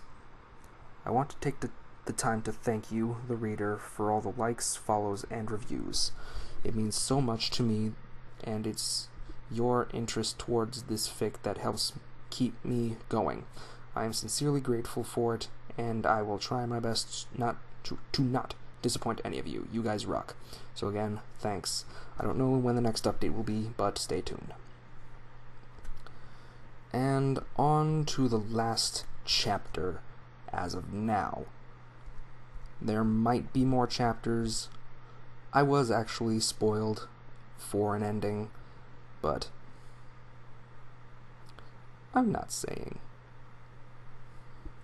As River Song once said, spoilers. Anyway, everyone's dead. No survivors, the Pegasi commander stated grimly, eyes closed and head bowed slightly. Cadence passed back and forth in front of the throne nervously.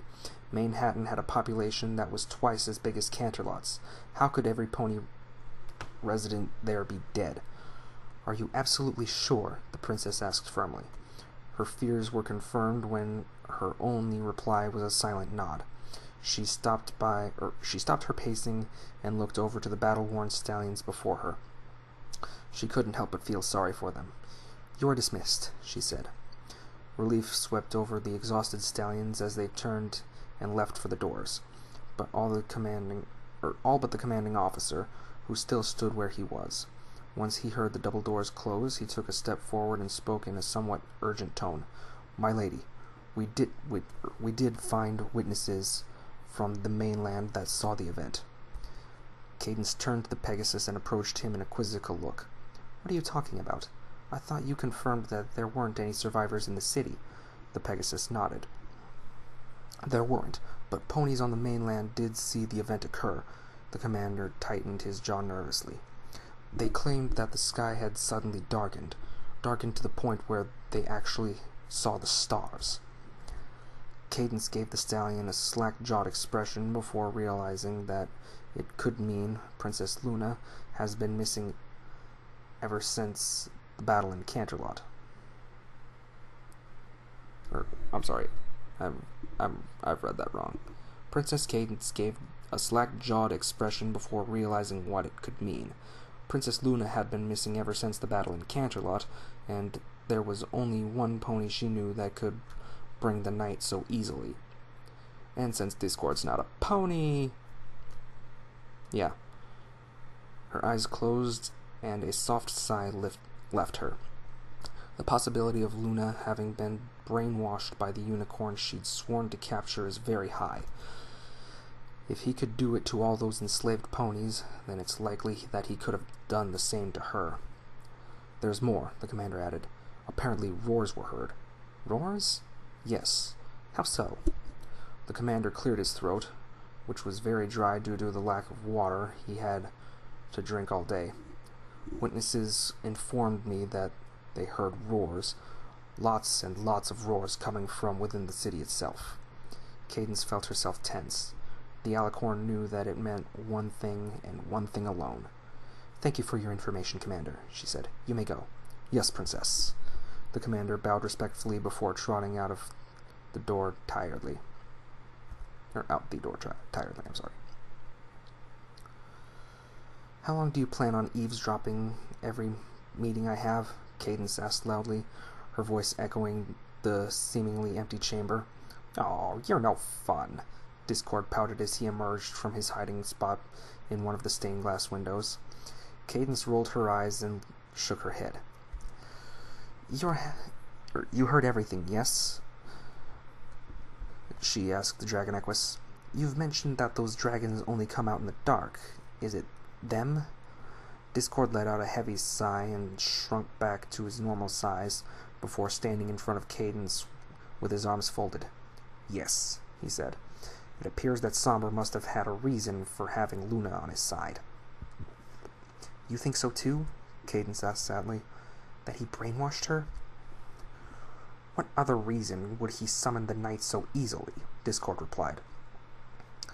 Not only does he have the Princess of the Night on his side, he also has his dragon friends as well.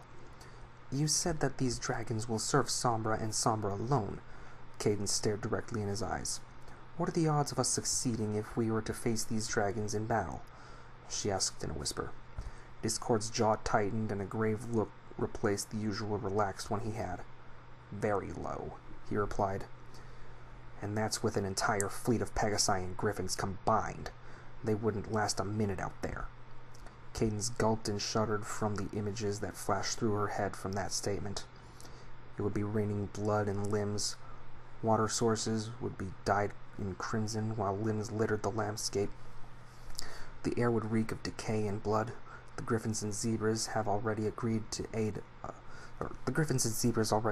Have already agreed to aid us in this predicament.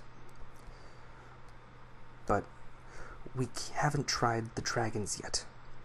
Pfft, don't even bother with those blowhards, Discord said with a wave of his lion paw. I wouldn't even call them dragons to begin with. They are nothing but lazy, greedy slackers, just like all dragons. Cadence said nothing to counter it. She knew of Discord's resentment towards dragons. He told her the story of how his family had been slain by the dragons of eternal darkness mercilessly before his young eyes. She couldn't blame him. There must be a clan of dragons out there willing to help. Dragons who aren't like the ones dragons who aren't like the ones here and are equally as strong as Somber's dragons. I highly doubt there are, or at least any surviving ones, that is. The Great Dragonic War had been devastating on both sides, ponies and dragons alike. According to Discord, from what she's read, many species of dragons had been wiped out because of it. Dragon blood of all types was literally spilled all over the land for a grueling century before finally coming to an end when the dragons of eternal darkness had suffered heavy casualties and fled to the beyond. The damage had been, and it took a very long time for Equestria to recover from it. By then, dragons had chosen to forget about that horrible war. Cadence sighed heavily and turned away from the dragon Equus with her head low and ears flat against her skull. She wasn't ready for this. No pony was. The Royal Guard didn't train their stallions to fight dragons. Not at this level. Do these dragons have a weakness? She asked softly, looking over her shoulder at him with a pleading look. Of course every pony has a weakness, regardless. Discord was silent for a full minute, thinking back to his childhood during the war. He could barely remember most of it because he and his parents were always hiding. I'm sorry. Unfortunately, he couldn't come up with anything and shook his head sadly. I'm sorry, he stated. ... When Star Knight returned from the battle in Rainbow Falls, Rainbow Dash immediately sensed something was wrong. Aside from the cuts and bruises, he was generally in good physical condition. No, it was his mentality that troubled her. The two of them decided to retreat to the barracks and talk in private. They were fortunate to find that the place was currently empty. Details of the battle spilled from Star Knight as he explained what happened. We lost some good ponies today, he finished sadly. And to think the blood of both my enemies and comrades now stain the soil of my hometown. It chills me to even think about it now. The white Pegasus shuddered and pressed his wings against his body. Rainbow Dash gave him a sympathetic pat on the back. She couldn't imagine what it must have been like to be fighting for your life. Or maybe she can.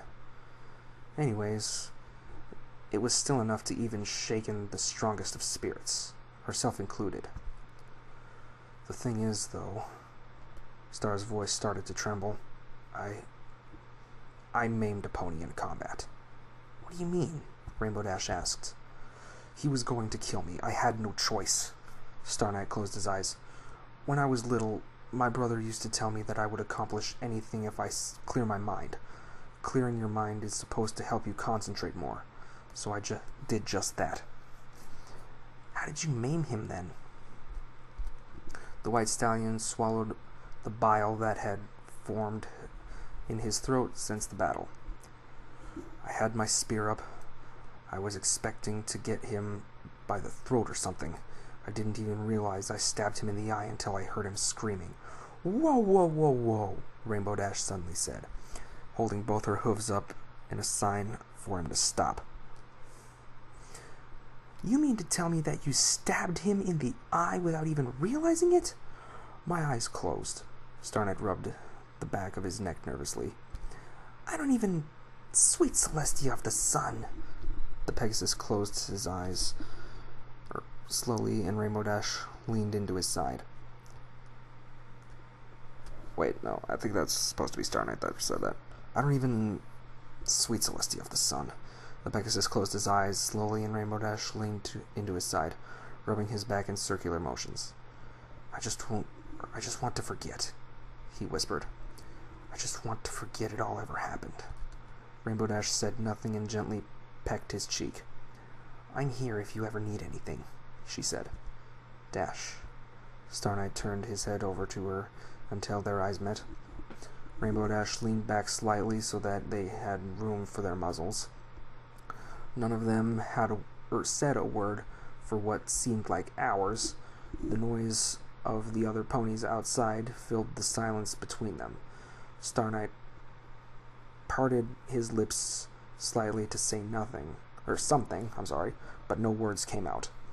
He felt Rainbow Dash gently take his hooves into hers and, in a slow motion, pressed her lips against his. So, things are heating up between them. ... So, Discord. Cadence took a step closer and gave him an almost pleading look. I know you know something. You know more than you were there yourself. Please, for the sake of every pony, tell me. You know it's what Celestia and Luna would want. Discord looked down at the pink alicorn before letting out a sad sigh. It's true, his adopted daughters would have wanted him to tell them. Equestria was his home, too. While he didn't know of any weaknesses of the Dragons of Eternal Darkness might have, he did know something that might help. The Dragons of Eternal Darkness had an enemy. He stated the Dragons of Eternal Darkness had an enemy. He stated as he turned to the window behind him. The Dragon Council had disbanded shortly after the war. Those dragons, the Drakes of the Northern Skies, were the ones that equally outmatched the Dragons of Eternal Darkness in both strength and magic. But the Dragons of Eternal Darkness had the upper hoof, or hand, Cadence added. Discord nodded. Yes. That's how the Obsidian Empire plays into all this. The Obsidian Empire were neutral at the time, but as soon as those dragons offered to teach them dark magic, the Dragon Equus shivered. Their alliance was a strong and deadly one at that. It nearly cost the Dragon Council the war, if not from the aid of the Alicorns. Where can we find these Drakes of the Northern Skies? Cadence asked. Are they still around? Discord shrugged. To be honest, I'm not sure. The last thing I heard is that they disappeared shortly after disbanding, most of them heading to the southern snow-capped mountains in the unmapped area down south. Better than nothing, the pink alicorn sighed. Discord said nothing as she walked back to the throne. What are you planning, Princess? He asked as he stayed where he was. You'll see, Cadence replied while using her magic to jot something down on a blank piece of paper. And end of chapter 36. Alright. Little afterword. Yeah, in my personal opinion, this doesn't seem like a good chapter. I apologize for the late update, but a crap load of things have been happening in my life. My mom's been sick as of late, and I was needed around the house while my dad worked. It's drained the creativity out of me, and it's also made me very depressed to see my mom so hurt. Something to do with the joints. So family comes first over fan fiction, I'm afraid, and I haven't had the passion to write something My Little Pony related as of late. When I write something, I want to write it with passion, otherwise it'll just look bad, and I don't want to make the same mistake on this fic like I did to my others. So updates might vary from time to time, depending on how I'm feeling and such, but it's not abandoned. Good, because this is a very good fic, and I am actually willing to read more. But anyway, on to the replies. Zelda the Warrior Princess replied with, "No, Sunflower's an actual canon character who hasn't been featured on the show yet." Yeah, Gen 4 anyway. Previous gens, but not Gen 4. Lucifera replied with, "Thanks." Wildheart1997 replied with, "Yeah, my mind tends to wander off when I write most of the times, but all in all, thanks for the review. Glad you liked the dragons." Northgallus2002 replied with, "Unleash the dragons." Anon replied with, "Thanks." Miss Moonshoes Potter replied with, "Sorry, but I guess that means I did a pretty good job." Hopeless Romantic for Life replied with, "Thanks for understanding." Guest with 1T replied with, "Thanks, glad you like it so far." Dragonborn Human replied with, "Thanks, and yeah, I've heard of film fiction." Hope replied with, about that." So YOLO Master 22 replied with, "Yeah, I'm afraid the fic won't come to that conclusion, but thanks anyway." Guest, again with 1T, replied with, "Sorry for taking so long. I don't know if you're the same guest from before, so sorry if you're not." But that's the end for now. I've officially caught up with what the end of the story is for now. But the camera's shifted quite a bit. I don't know how to fix it. Something like that. Anyway. Octavia. Excuse me. So what are your thoughts on the fic?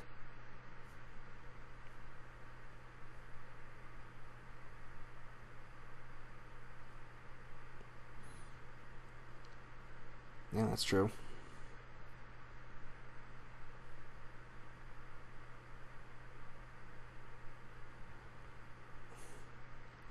Well, I mean, they had no choice to do that, but...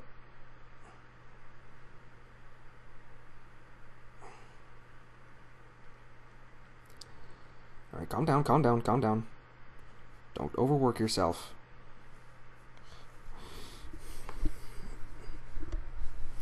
At least there were no unclassy things other than the death from the Dragons of Eternal Darkness. But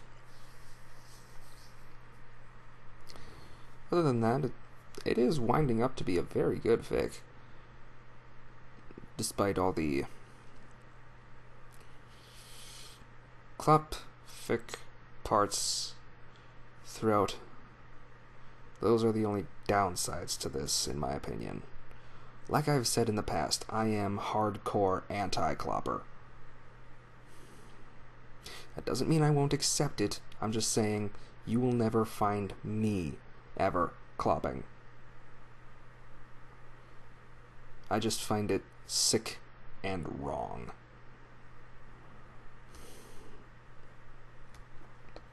But with that, chapters 31 through 36 done. Whenever chapters are uploaded, I will be sure to react to them and post my findings. Also, this might very well be the last video with my hair. I'm gonna miss it. I've had it for the entire 18 years I've been on this earth, and it's just gonna be a sad sight when it's gone. I'm gonna miss them all. Every single individual hair. I'm gonna miss them. Well, mostly because they made me. Well, not my hair, but I made me, but my hair helped. In little ways, I guess. Personality-wise. But, so... chapter done. I got to hear from Octavia. Fine, if you want to know what she said that it was interesting that she was given lines in this story, and that she did find it a little unpleasing that she and Vinyl, who are good friends in the fandom, were separated because of, class differences. I was just happy Derpy's in it. I love my waifu. Not only is she the most beautiful mare in my opinion, but it's also the little instances where she does go off on her little misspells that tie in with her name that make her character so adorable. I'm just saying that as, like, saying why I love Derpy. But other than that, I love the fic. It's a very good one. I do intend to read more. So please, if you ever get the chance to, I'm not rushing you, Crazy Bird, but hopefully in the future you will be able to record more. Or I'll be the one recording, but hopefully you'll be able to write more. So, Octavia, do you have any parting words?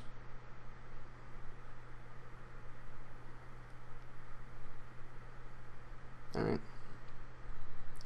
She says that she wishes every pony a happy, long life, and that... Okay, so I guess she wishes every pony actually a joyous life, and that she wishes you all live it to the fullest extent. So, with that, chapters 31 through 36 done, recorded, reacted to. Again, very good story. So, leave a like, comment, subscribe. Especially comment, please. You don't have to subscribe, you don't have to like, you don't have to favorite. All I really need are your comments, please. I know I stress this every video because I need them. I want to know what you guys want me to see so I can watch them. Or read them if you want me to keep reading. But, well, I guess I should lead on to the next video reaction that I'm going to do. A little hint of what it's going to be. Lullaby for a Princess animation by A Warbout. Yes. It'll go in my favorites before I even watch it, but